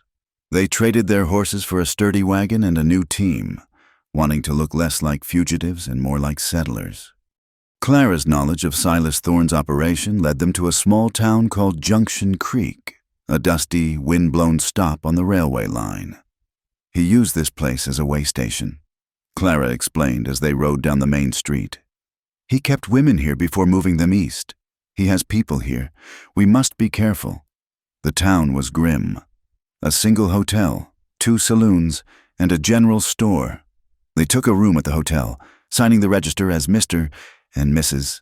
Black, a name Elijah chose for its simple anonymity. They were tired, bone-weary from the journey, but now that they were close, a new tension gripped them. Clara was vibrating with it. Her daughter was nearby. She could feel it. "I need to find out where he is," Clara said. "I need to ask questions, but I cannot be seen." "I will go," Elijah said. "No, they will not talk to you. A stranger asking questions? They will close ranks. I need to find someone who works for him. Someone who might talk." She looked across the street at the larger of the 2 saloons, the Silver Spur. That is where he would keep his men. "I will go there, tonight, just to listen." "Absolutely not," Elijah said, his voice flat. "You are not setting foot in that place." "Elijah, you do not understand. I know these people. I know how they talk. I know how to listen. I will dress in my old clothes. I will be a barmaid looking for work. They will not recognize me." "They will," he insisted. "That deputy sent word. Your face is on a poster." "He sent word to Wyoming," Clara argued. "This is Kansas. Thorne is arrogant. He would not expect me to come back here. It is the one place he would think I am too afraid to go." They argued for an hour. In the end, Clara won, not by shouting, but by her unbending, desperate logic. "I will be in the room across the hall," Elijah said, his jaw tight. "I will be watching the door of that saloon. If you are not out in 1 hour, I am coming in." 1 hour, she agreed. That night, she dressed in the plainest skirt and blouse she owned. She tied her hair back in a severe bun and rubbed a little dirt on her cheeks. She looked tired, plain, and desperate. She looked like 1,000 other women trying to survive on the frontier. She slipped out of the hotel and crossed the muddy street. When she pushed through the bat-wing doors of the Silver Spur, the noise and the smell hit her like a physical blow. Stale beer, sweat, and cheap perfume. It was the smell of her nightmares. She forced herself to walk to the bar. A heavy-set woman with dead eyes was wiping the counter. "What do you want?" "Work," Clara said. "Just for tonight. I can wash glasses." The woman looked her up and down. "You look like hell." "I've had a long ride," Clara said. "Fine. 10 cents an hour. Break a glass. I take it from your pay. Get an apron." Clara found an apron and started. She kept her head down. She moved through the tables, collecting empty glasses. She listened. The men were cowboys, railroad workers, and a few who were too well dressed, their guns too clean. Thorne's men. She passed a table near the back. A woman with brassy hair and a faded dress, a barmaid, was sitting with one of the well-dressed men. "I tell you, Hank, I saw her," the barmaid was saying. "You are drunk, Sadie," the man grunted. "I am not. I remember faces. It was her, Clara, the one who ran from Thorne. She checked into the hotel this afternoon, with a big, dark-haired man. I looked like a killer." Clara's blood turned to ice. She kept walking, her back to them. "You sure?" the man named Hank said, his voice suddenly sharp. "As I am sitting here, she was prettier than her poster, but it was her. I knew I should have told you." "You did," Hank said. He threw a coin on the table. "I will be back. Stay here, and keep your mouth shut." Clara felt him walk past her. He went out the back door. He was going to gather the others. He was going to the hotel. Clara dropped the tray of glasses. It hit the floor with a crash. "You clumsy cow!" the bar owner shouted. Clara didn't apologize. She ripped off the apron and ran. She burst through the bat-wing doors and into the street, just as Elijah was coming down the hotel steps, his hand on his gun. "They know!" she screamed. "They know we are here! Get in the room!" Elijah shouted, pulling his Colt. "Now!" They ran up the stairs. Elijah kicked the door open, shoved Clara inside, and slammed it shut, throwing the bolt. "The back window!" he ordered, moving to the front window that overlooked the street. "Go! Take the alley! Get to the horses!" "I am not leaving you!" Clara grabbed the rifle from the bed. "Damn it! Clara! Do as I say!" "No!" She ran to the window beside him, leveraging the rifle on the sill. "You said we end this! We!" Elijah looked at her. Her face was pale, but her hands, though trembling, were steady on the rifle. He saw the woman from the barn, the one forged in ice. He nodded. "Stay low. They will come from the street." They heard them then, the sound of boots on the boardwalk. "Black!" a voice yelled from the street. "Hank, we know you are in there. Send the woman out, and we might let you live." Elijah looked at Clara. "They are lying." "I know," she said. The first shot shattered the window, sending glass spraying into the room.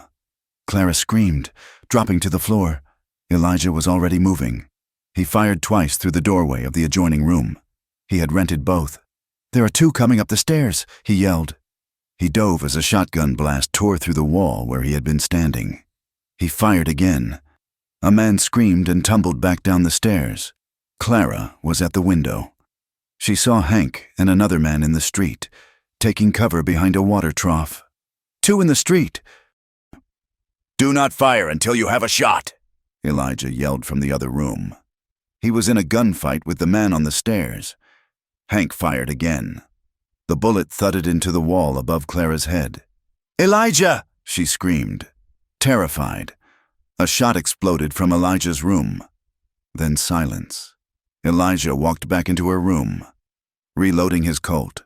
One left on the stairs. "He is pinned." He looked at Clara, who was pale and shaking against the wall. He grabbed her. "I am going to draw their fire from the street," he said, his voice low and fast. "When I do, you take the rifle and you shoot the man at the trough. The one on the right. You aim for the chest. Can you do that?" Clara looked at him, her eyes wide with terror. I don't know." "Yes, you can," Elijah said. He gripped her chin. "You are protecting your life. You are protecting your daughter. You are protecting me. Now, can you do that?" Clara looked at him, at the man who had crossed a blizzard for her. She took a deep breath. She nodded. "Good girl," he said. He kissed her, hard and fast. "Now." Elijah ran to the window. He kicked out the remains of the frame and fired 3 shots, fast, at the trough. Return fire exploded from the street. Bullets tore through the room. "Now, Clara!" Clara moved to the window.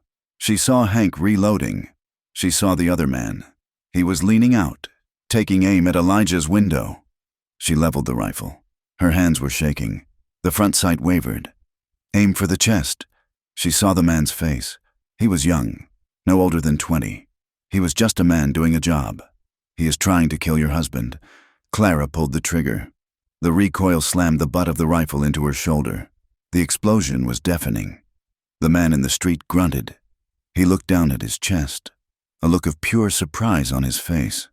He dropped his gun and fell face first into the mud. Clara stared, her hands frozen to the rifle. She had done it. She had killed him. "Clara!" Elijah's voice snapped her out of it. "We have to move." A shot came from the stairs. "The last one!" Elijah yelled. He kicked open the door to the hall.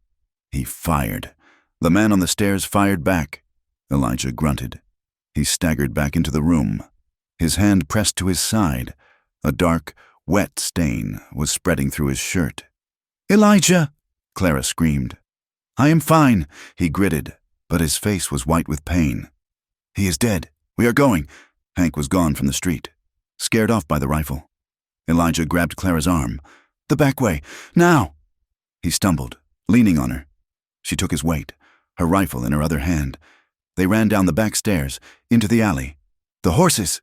he gasped, his breath hitching. She dragged him to the livery. The horses were still saddled. She hauled him, half conscious now, onto the gelding. He slumped forward, gripping the saddle horn. "Elijah, stay with me," she sobbed, mounting the mare. "Do not leave me. I will not lose you. Do you hear me? I will not lose you." She grabbed the gelding's reins and kicked her mare into a gallop.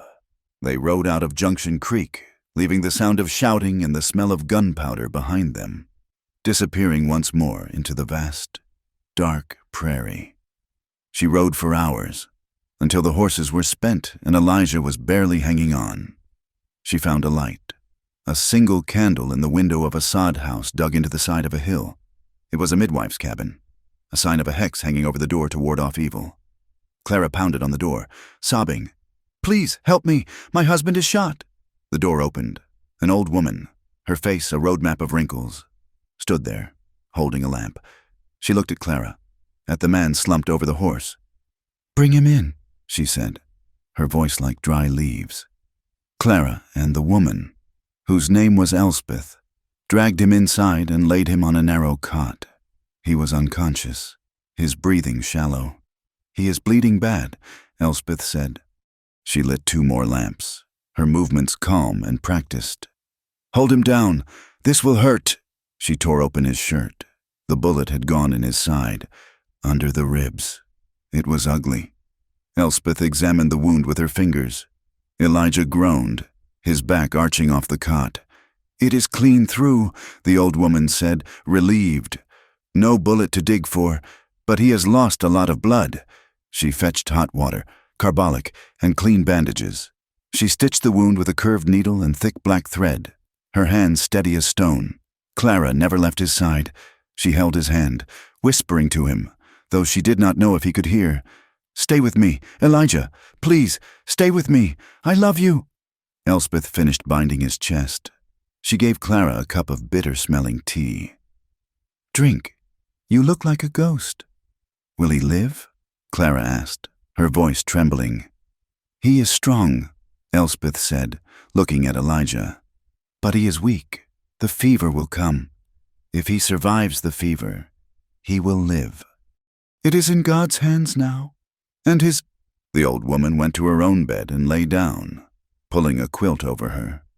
She was asleep in moments. Clara pulled a stool to the cot. She sat and watched Elijah breathe in the flickering lamplight. His face was waxy, his brow hot. She thought of the man she had shot, the look of surprise on his face. She felt sick, but she did not feel regret. She had protected what was hers. She looked at Elijah. He was her husband. He was her life. Clara knelt on the dirt floor beside the cot. She took his hand, the one that had healed her, the one that had held her in the storm. She kissed his knuckles, his wrist, the calloused palm. "I am sorry," she whispered, tears running down her face and dripping onto his skin. "I am sorry I brought this to you. I am sorry for all my secrets. But I am not sorry I found you. Do not leave me, Elijah. I have been alone my whole life. I cannot be alone again." She laid her head on his hand and wept, a silent, desperate prayer to a God she was not sure was listening. She prayed for the fever to break. She prayed for dawn. The fever came on in the night, a dry, burning heat that turned Elijah's skin to parchment. He was in the fire, he murmured, his eyes rolling back, his hands plucking at the rough blanket Elspeth had provided. He was back in the Badlands, hunting the men who had killed his family. He shouted names Clara did not know, his body arching off the cot as he fought ghosts in the dim, herb-scented air of the sod house. Clara did not leave his side. She was his anchor. Elspeth, the midwife, showed her how to brew a bitter tea from willow bark to fight the fever, and how to mix a poultice of comfrey to keep the wound clean. For 3 days, Clara sat on the stool, wiping his face with a cool, wet cloth, forcing a few drops of water and broth between his cracked lips. "He is fighting," Elspeth said, standing in the doorway, the morning light silhouetting her spare frame. "But he is fighting the wrong battle. He is lost in the past.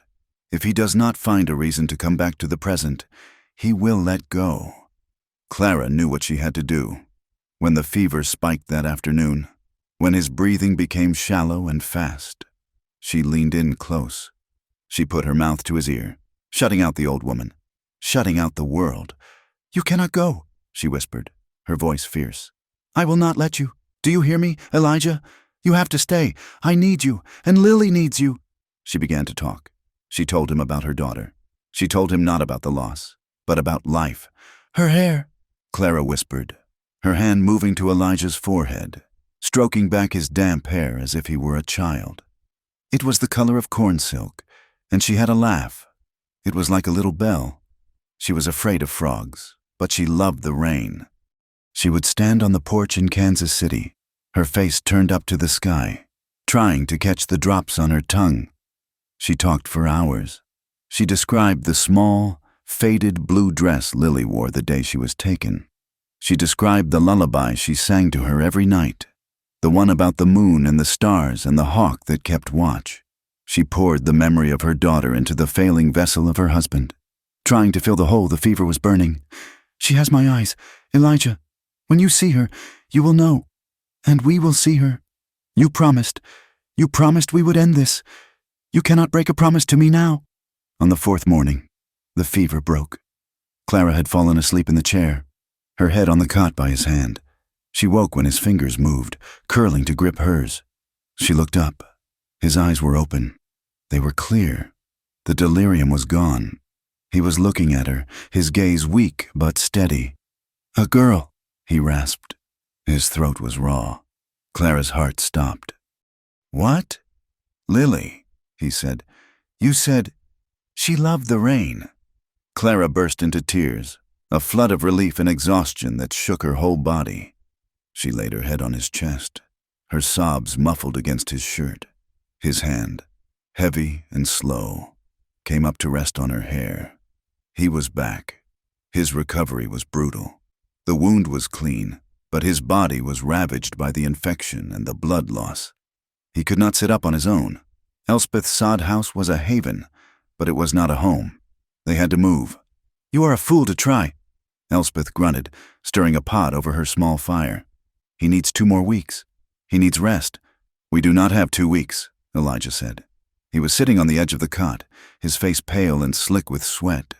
The effort of just sitting was immense. "Thorne's men are not far behind. They will find us." Clara became his crutch. She was small, but the core of her was steel. She wrapped his arm over her shoulder. Her own arm cinched tight around his waist, and she made him walk. The first time, he only made it 2 steps before his legs gave out. He collapsed back onto the cot, his body trembling, cursing his own weakness. "Again," Clara said. "Leave me," he panted, his head in his hands. "No," she said. She pulled him up. "You are the man who crossed the Powder River in a blizzard. You are the man who hunted 4 men in the Badlands. You will not be defeated by a dirt floor. Now, walk with me." She drove him. She made him walk to the door, then to the woodpile, then back. She fed him Elspeth's rich rabbit stew, spoonful by spoonful, rebuilding his strength. She told him more stories of Lily, not to keep him conscious, but to give him a goal. She was forging him into a weapon again. Her weapon, her husband. After 8 days, he could stand on his own. He was thin, his face gaunt, but the hardness was back in his eyes. He cut 2 thick staves for walking sticks. They paid Elspeth with half of their remaining money. The old woman took it without thanks, but as they were saddling the horses, which she had hidden in a drawer behind her home, she pressed a small tin into Clara's hand. "For the wound," she said, "and for the girl. He is a good man, but you are the strong one. Do not forget it." They rode east, slowly this time. Elijah hunched in the saddle. They were no longer running. They were hunting. They did not go to Junction Creek. They went to Salina, the county seat, a proper town with stone buildings and a courthouse. "Thorn is rich," Elijah said, his voice stronger now, as they took a room in a boarding house. "And rich men are arrogant, but they are not invisible. They leave a trail of paper." For 2 days, they planned. Clara's memory was their only map. She knew the name of the lawyer Thorn used, a man named Bartholomew. She knew the approximate time Lily was taken. In the spring, almost 2 years ago, on the 3rd day, Elijah went to the courthouse alone. He was still pale, but he wore his coat and his gun, and he looked like any other rancher in town on business. He did not ask about adoptions. He asked about property deeds, about tax records, about land surveys. He spent the day in the records room, watching the clerk, a small, dusty man with ink-stained fingers. Clara waited in the room, pacing, her hands clenched. Every minute was agony. Elijah returned at dusk. He said nothing. He sat at the small table and pulled out a piece of paper. He had drawn a map. "The clerk's name is Finch," Elijah said. "He keeps a private ledger. I saw him write in it when he thought I was not looking. He takes bribes. He is Thorn's man." "Then we have nothing," Clara said, her hope deflating. "No," Elijah said. "We have an advantage. A dishonest man is a frightened man. Tomorrow, you will go to the courthouse." "Me? Finch will be expecting me to come back. He will not be expecting you. You will ask for adoption records. You will use a false name. You will say you are looking for your sister's child. You will describe Lily. He will know. He will tell Thorn." "Yes," Elijah said. "He will. And he will be so busy watching you. He will not be watching me."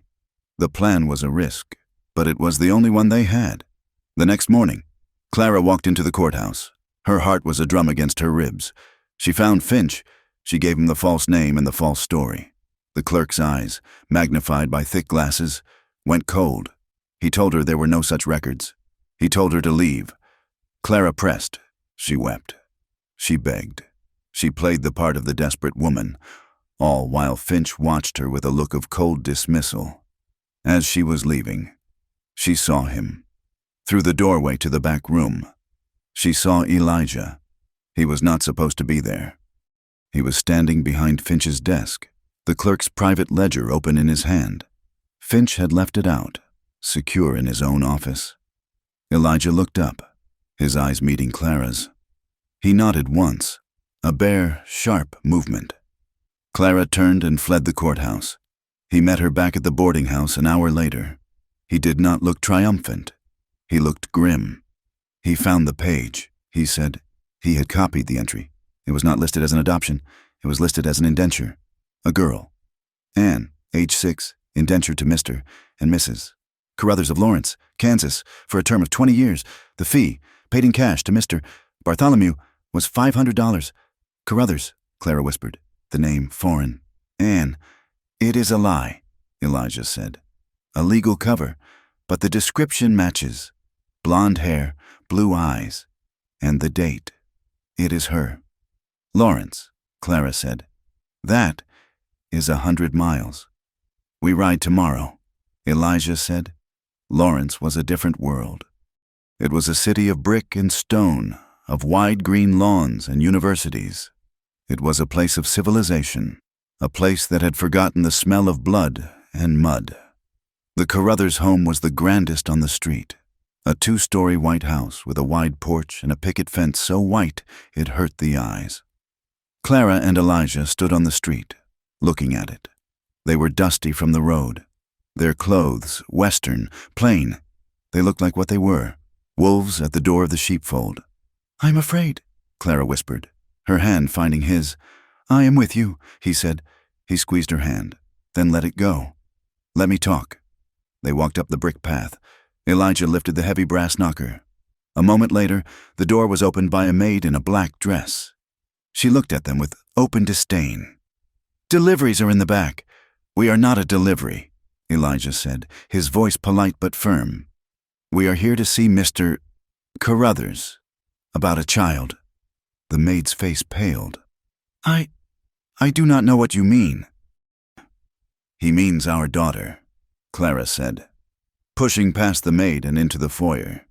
The house was opulent. A grandfather clock ticked in the hall. A thick carpet muffled her boots. What is the meaning of this? A woman descended the stairs. She was tall, thin, and wore a dress of dark blue silk. Her hair was pinned up so tightly, it seemed to pull the skin of her face taut. This was Mrs. Carruthers.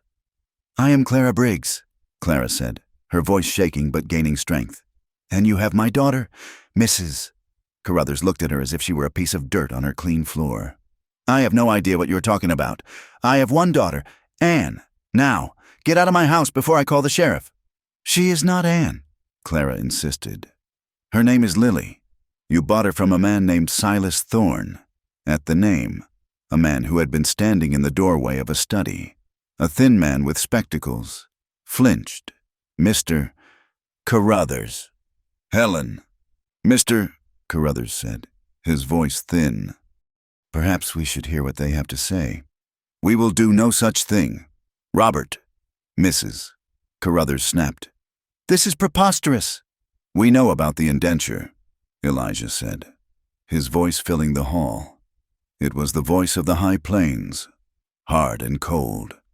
"We know about the $500. We know about the lawyer, Bartholomew.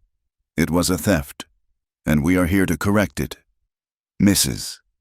Carruthers' face was white with rage. "You cannot prove a thing. The papers are legal." "Let me see her," Clara said, her voice breaking. "Please, I do not want to cause trouble. I need to see her, just once, to know she is all right." "Mrs." Carruthers saw her advantage. She saw Clara's desperation as a weakness. "You want to see her? Fine. You will see how much she is ours. You will see what a good life she has. A life you could never give her. Anne, come downstairs." A small figure appeared at the top of the stairs. Clara's heart stopped. It was her. She was older, thinner, but it was her, the corn silk hair, though it was pulled back in a tight, painful-looking braid. The eyes, her eyes, wide and terrified. She was wearing a perfectly starched linen dress, like a doll. "What is it, Mother?" the girl whispered. She did not look at Clara. She looked at Mrs. Carruthers. "Come here, Anne." "Mrs." Carruthers commanded. "We have guests." The girl walked down the stairs, one hand on the banister. She stopped at the bottom and hid behind Mrs. Carruthers' skirt, peeking out at the strangers. Clara sank to her knees. "Lily," she breathed. The girl flinched at the name. "Her name is Anne." "Mrs." Carruthers said, putting a possessive hand on the girl's shoulder. "She does not know you." Clara looked at the child. She was terrified. This was not a home. This was another cage. "Lily," Clara said again, her voice soft, tears streaming down her face. She knew she could not reach for her. She knew she could not move. She began to sing. It was a lullaby, the one about the moon and the hawk. Her voice was trembling, breaking on the notes. But it was clear. "Sleep, my love. The hawk is high, watching from the silver sky. The moon is bright. The stars are near, and I am here, my little dear." The girl, Lily, froze. Her head snapped up. She stared at Clara, her blue eyes wide with a confusion so deep it was painful. "Mrs." Carruthers' grip tightened on her shoulder. "Anne, go to your room." But the girl did not move. Clara kept singing, the tears blurring her vision. She sang the second verse, the one about the river, the one only she and Lily knew. "The river sleeps. The wind is low. Mama's here. You're safe, you know." The girl's face crumpled. A dawning, agonizing light of memory broke through. "Mama," she whispered. She tore herself away from Mrs. Carruthers' grip and ran. She ran across the polished floor and launched herself into Clara's arms. "Mama," she sobbed, burying her face in Clara's neck. "Mama, you came." Clara wrapped her arms around her daughter, holding her so tight she thought their bones might fuse. She rocked her back and forth, her own cries lost in the girl's hair. "I am here, baby. I am here. I never stopped looking. I never stopped." "This is an outrage!" Mrs. Carruthers shrieked. "Robert, Do something! She is ours! Mr. Carruthers, his face pale, lunged forward and tried to grab Lily's arm. Now, see here. He never finished the sentence. Get your hand off her. Elijah's voice was not loud, but it cut through the room like a razor. He had not moved from the door, but in his hands, which had been empty, was the rifle. It was not aimed at anyone, but it was there, a heavy, lethal promise. This is not your house, Elijah said, taking a step into the room. This is not your daughter. You bought a child, like a sack of flour. You took advantage of a mother's pain. You will not touch them again. I will call the sheriff. Mr. Carruthers threatened, backing away. I was hoping you would, a new voice said. A man was standing in the open doorway. He was tall, older, with a thick gray mustache and a silver star on his vest. He had been walking the beat, had seen the strange couple, and had heard the shouting. Sheriff Brody, Mr. Carruthers said, relieved. Thank God, these people have broken into our home. They are trying to steal our daughter. The sheriff looked at the scene, the weeping woman and child on the floor, the furious, wealthy couple, and the hard-eyed man with the rifle. Son, the sheriff said to Elijah, his hand on his holster, you are in a world of trouble. I'm going to need you to put that rifle down. I will, Elijah said, after you hear my name. He set the rifle down gently, his hands where the sheriff could see them. My name is Elijah Briggs. My father was Samuel Briggs, from the Sweetwater Valley in Wyoming. The sheriff stopped. He looked at Elijah, really looked at him, searching his face. Sam Briggs, the one who drove cattle up here in '71, the one who stopped the stampede outside of Abilene? He was, Elijah said. Sheriff Brody let out a long breath and unhooked his thumb from his holster. Sam Briggs saved my life in that stampede. He pulled me from under a horse. He was the most honest man I ever knew. If you are his son, you are not a thief. Now, someone tell me what the hell is going on. Elijah told him. He told him everything. About Silas Thorne, about the fake wanted poster, about the indenture ledger. Mrs. Carruthers kept interrupting. It is a lie. We have the papers. Ma'am, the sheriff said, his voice hardening. I know about your lawyer, Mr. Bartholomew. I have had my eye on him for a year. He is a child broker, trafficking in the unfortunate. I've suspected these indentures were thefts, but I never had a witness. Now, he said, turning to Clara. I have one. He looked at Mr. Carruthers. You can give the child back to her mother right now, or I can arrest you both for conspiracy to commit kidnapping. Your choice. Mrs. Carruthers let out a sound of pure, animal rage. But Mr. Carruthers raised his hands. No, Sheriff. We were misinformed. We did not know. The sheriff nodded. He walked over to Clara, who was still on the floor, holding Lily tight. Ma'am, he said, gently, the girl is yours. She always was. You are safe in my town. They rented a room above the livery, a small, clean space that smelled of hay and soap. They could not afford a hotel, and they did not want one. Night fell. Lily, exhausted by the day's emotion, finally fell asleep on a pallet of blankets Clara had made on the floor. She would not let go of Clara's hand, even in sleep. Clara sat on the floor, watching her daughter breathe. She stroked her hair, marveling at the line of her cheek, the length of her eyelashes. She was real. She was here. Elijah stood by the window, looking out at the dark street. He had not said a word since they left the Carruthers' house. He was just watching, a silent guardian at the edge of their circle. Clara knew he was there. She could feel his presence, his quiet strength, but she also felt his stillness. He was separate, watching a scene he was not part of. She finally stood, her legs stiff. She gently untangled her hand from Lily's. She walked over to him. He did not turn, but he knew she was there. In the dim light from the street lamp, she could see the glint of moisture on his cheek. He was weeping, silently, without a sound, just tears tracking down the hard lines of his face. He was weeping for the son he had lost, for the family he could not save, He was watching her with her child, and it was a mirror of everything he would never have again. Clara's heart broke, not for herself, but for him. She did not say his name. She did not speak. She simply reached out and took his hand. His large, scarred, work-worn hand. She laced her fingers through his. He turned his head then, looking down at her. His eyes were full of pain so deep she could barely stand to look at it. "She is ours now," Clara whispered. She was not just talking about Lily. She was talking about him. She was talking about all three of them. She pulled his hand, gently, away from the window, away from the past. She led him toward the pallet on the floor. Elijah's fingers tightened around hers. He followed. The journey back to Wyoming was a new kind of hell, but one they faced together. They were no longer two fugitives, but a family of three, and the plains seemed to know it.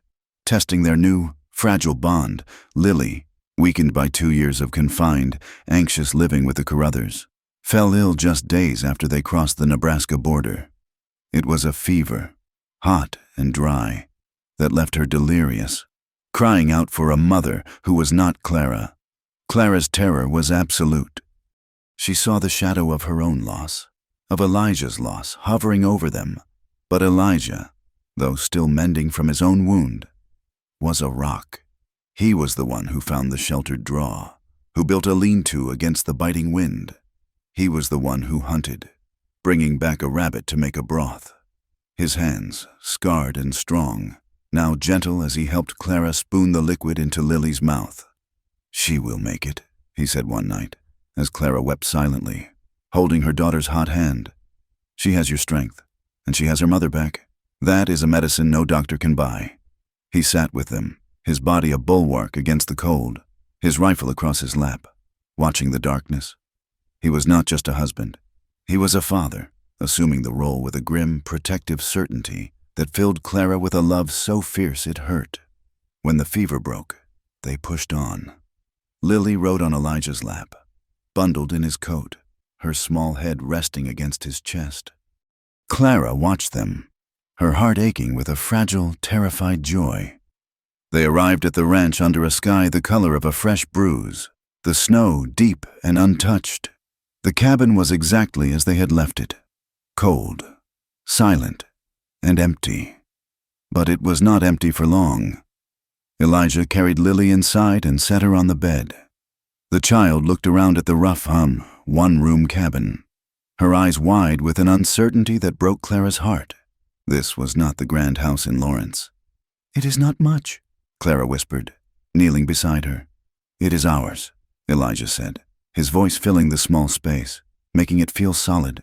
He built a fire in the hearth, and the room filled with the scent of pine and the promise of warmth. The next day, Elijah began to build. Clara heard the axe before she woke, a steady, rhythmic thud. She looked out the window. He was feeling pines at the edge of the clearing, his movement sure and strong, the wound in his side seemingly forgotten. "What is he doing?" Lily asked, her small voice still timid.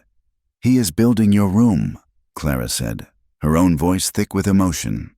For a week, the ranch was filled with the sounds of construction, the scrape of the draw knife peeling bark, the thud of the hammer, the sharp song of the saw. Elijah worked from sunup to sundown. He was not just building a room. He was building a fortress. He was building a house, and inside that home, life returned. Clara, who had cooked for survival, now cooked with joy. She found the sack of flour they had abandoned, and the smell of fresh bread filled the cabin. She laughed. The sound was rusty at first, unfamiliar, but it soon became as common as the wind. She laughed when Lily, bundled in an old shirt of Elijah's, tried to knead dough and ended up covered in flour. Lily began to heal. The pinched, anxious look she had worn in Lawrence started to fade. The open, wild land that had terrified her at first became her sanctuary. Elijah found a neighbor's old pony, a shaggy, gentle creature, and bartered a side of beef for it. He taught Lily to ride. Clara watched from the porch, her heart in her throat, as Elijah led the pony around the corral. He was so large, his hands so rough, and Lily so small, but his voice was low and patient. "You hold the reins," he was saying. "You do not pull. You guide. She knows where to go. You just have to trust her." It was a lesson for them all. Lily, who had been afraid of her own shadow, was soon riding the pony with a reckless joy, her corn silk hair flying out behind her. She explored the ranch. She brought Clara handfuls of frozen, beautiful rocks. She followed Elijah to the barn, asking 1,000 questions, her small hand often slipping into his large one. The cabin was no longer quiet. It was loud with life. The peace lasted for 3 months. It was a time of such profound happiness that Clara sometimes found herself stopping, breathless, convinced it was a dream, that she would wake up in the cold of the saloon or the sterile silence of the Carruthers' house. Then, one morning in early spring, when the first green shoots were pushing through the mud, they came. Elijah saw them first. He was on the roof of the new room. Setting the last of the shingles, he went still. Clara, who was hanging laundry on a line, felt the change in the air. She looked up at him. His face was a mask of cold fury. He was looking at the ridge. She turned. 4 riders. They were not cowboys. They were not a posse. One was thin, in a city suit and a bowler hat, a legal man. 2 were hard cases, bounty hunters by the set of their shoulders, their hands resting on their guns. And the man in the lead. Clara's blood ran cold. She had only seen him once in the daylight, but she would never forget him. Silas Thorne. He was handsome, with silver hair and a perfectly trimmed beard.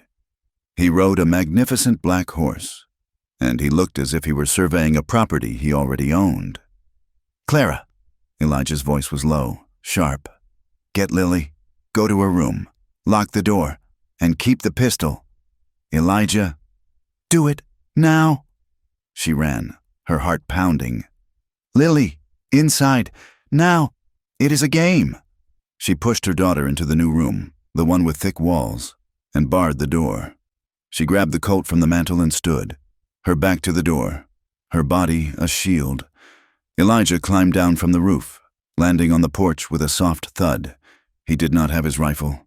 He stood in his shirt sleeves, his hands empty at his sides, as the 4 riders pulled up in his yard. "A charming little hovel," Thorne said, his voice smooth, cultured. He did not dismount. "You have been busy, Elijah Briggs, though I must say, this is a poor place to hide stolen property." "This is my land," Elijah said, "and my wife. You are not welcome here. Say your piece and ride out." "My piece is simple," Thorne said. He smiled, a thin, reptilian expression. He nodded to the man in the suit. "We have a warrant," the lawyer said, unrolling a scroll of paper. "Issued by a federal judge in Kansas. A warrant for the arrest of one Clara Evans, for the theft of $10,000 in coin and jewels from Mr. Silas Thorne." "That is a lie," Elijah said. "And we have a court order," the lawyer continued, "granting temporary custody of the child, Ann Carruthers, formerly known as Lily Evans, to Mr. Thorne. Pending the mother's arrest and trial, the child has been deemed to be in a dangerous and immoral environment." Thorne looked at Elijah. "I am a powerful man. Mr. Briggs, I find what is mine. You can make this easy, or you can make this very, very difficult. Give me the woman and the child, and I will let you keep your miserable patch of dirt." Elijah was calm, too calm. "You came a long way from a lie." "I came for what is mine," Thorne hissed, his civility dropping. "She is a thief, and you are a harborer of criminals. My men have jurisdiction. They will tear this house apart until they find her." The 2 bounty hunters dismounted, their hands on their holsters. "I have something of yours," Elijah said, "but it is not my wife." He reached into his pocket. He pulled out a folded packet of papers, wrapped in an oilcloth. "You are a careful man." "Thorne," Elijah said, his voice carrying in the clear spring air. "But you are arrogant. You keep records. You make your associates sign affidavits. To keep them loyal, to keep them quiet." Thorne's smile faltered. His eyes narrowed. "Clara did not know what she was taking when she ran from you," Elijah said. She was just grabbing a handful of papers from your desk. But it was a fortunate handful. He held up the papers. This, for instance, a sworn, signed confession from a man named Hank, the one I left alive in Junction Creek. It details your entire network, the sale of women, the false adoptions, the names of the politicians you supply, the judges you own. Thorne's face was ashen. The legal man looked terrified. And this, Elijah continued, is your private client ledger, dates, names, payments, a very thorough record. I am sure the Omaha Daily Bee would pay a handsome price for it, or perhaps the U.S. Marshals. You are bluffing, Thorne spat. Am I? Elijah tossed the packet onto the ground. Halfway between them, there is your confession. Thorne, you can have it. You and your men will ride out of this valley and you will never return. You will sign a new affidavit, right here, stating that the charges against Clara Evans were false.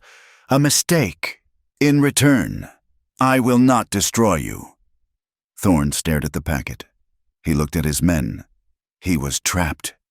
You think you have won, Thorne whispered. He was a snake, cornered. I am offering you a choice you do not deserve. Elijah said, Take it. Thorne looked at the ground, then at his two men. He gave a small, sharp nod. It was all the signal they needed. They did not go for the papers. They went for their guns. They were fast, but Elijah was faster. He was not a rancher. He was the man who had survived the Badlands. He dove sideways, pulling the Colt from the back of his waistband as he moved. The first shot was his. It took the bounty hunter on the left, the one closest to him, in the chest. The man fell without a sound. The second bounty hunter fired. The shot splintered the porch post where Elijah had been standing. The lawyer screamed and dove from his horse. From the window of the new room, a shot exploded. Clara, she had seen the signal. Her shot was wild, but it hit the second bounty hunter's horse. The animal screamed and reared, throwing the man to the ground. Elijah was on his feet. He fired again. The second bounty hunter, scrambling for his gun, went still. It was over in 3 seconds. 2 men were dead. The lawyer was sobbing in the mud.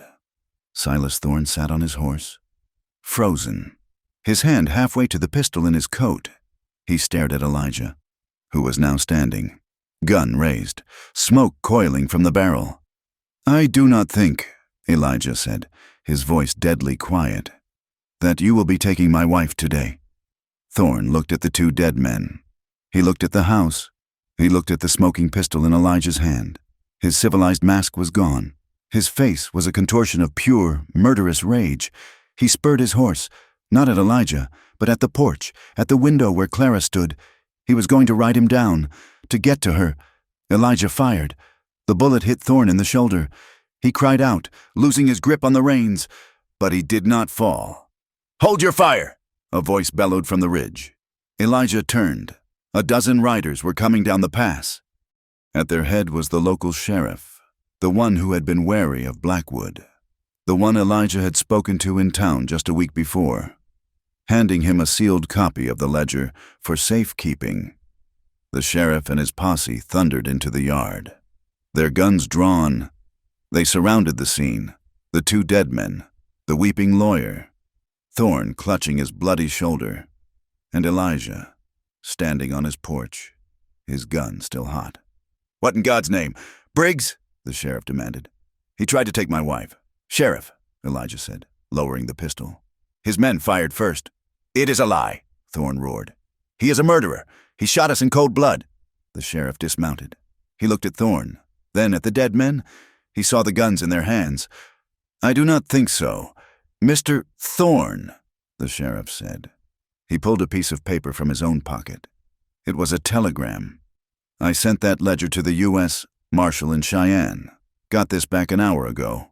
You are wanted, sir, for kidnapping, human trafficking, and conspiracy to bribe federal officials. I would say my deputy and I got here just in time to stop you from committing murder. He looked at Elijah.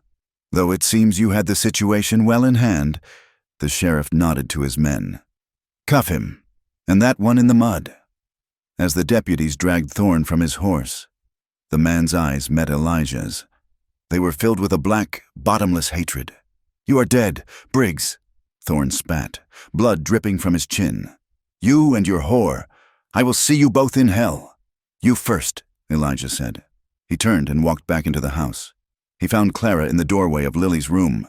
She was shaking, the heavy pistol still in her hand. Lily was behind her, crying. Elijah gently took the gun from her hand. He holstered it. Then he pulled her into his arms. He held her, his face buried in her hair, his body trembling with the adrenaline of the fight. "It is over," he whispered. "It is finally over." He leaned back, his hand on his side. He looked down. A dark stain was spreading on his shirt, just above his belt. The second bounty hunter, the one on the ground. His last shot had not gone wide. "Elijah!" Clara screamed. "It is just a scratch." Elijah grunted, but his face was pale. "No," Clara said. Her voice was firm, the panic gone, replaced by the same strength that had held him together in the sod house. "You are not allowed. You are sitting down."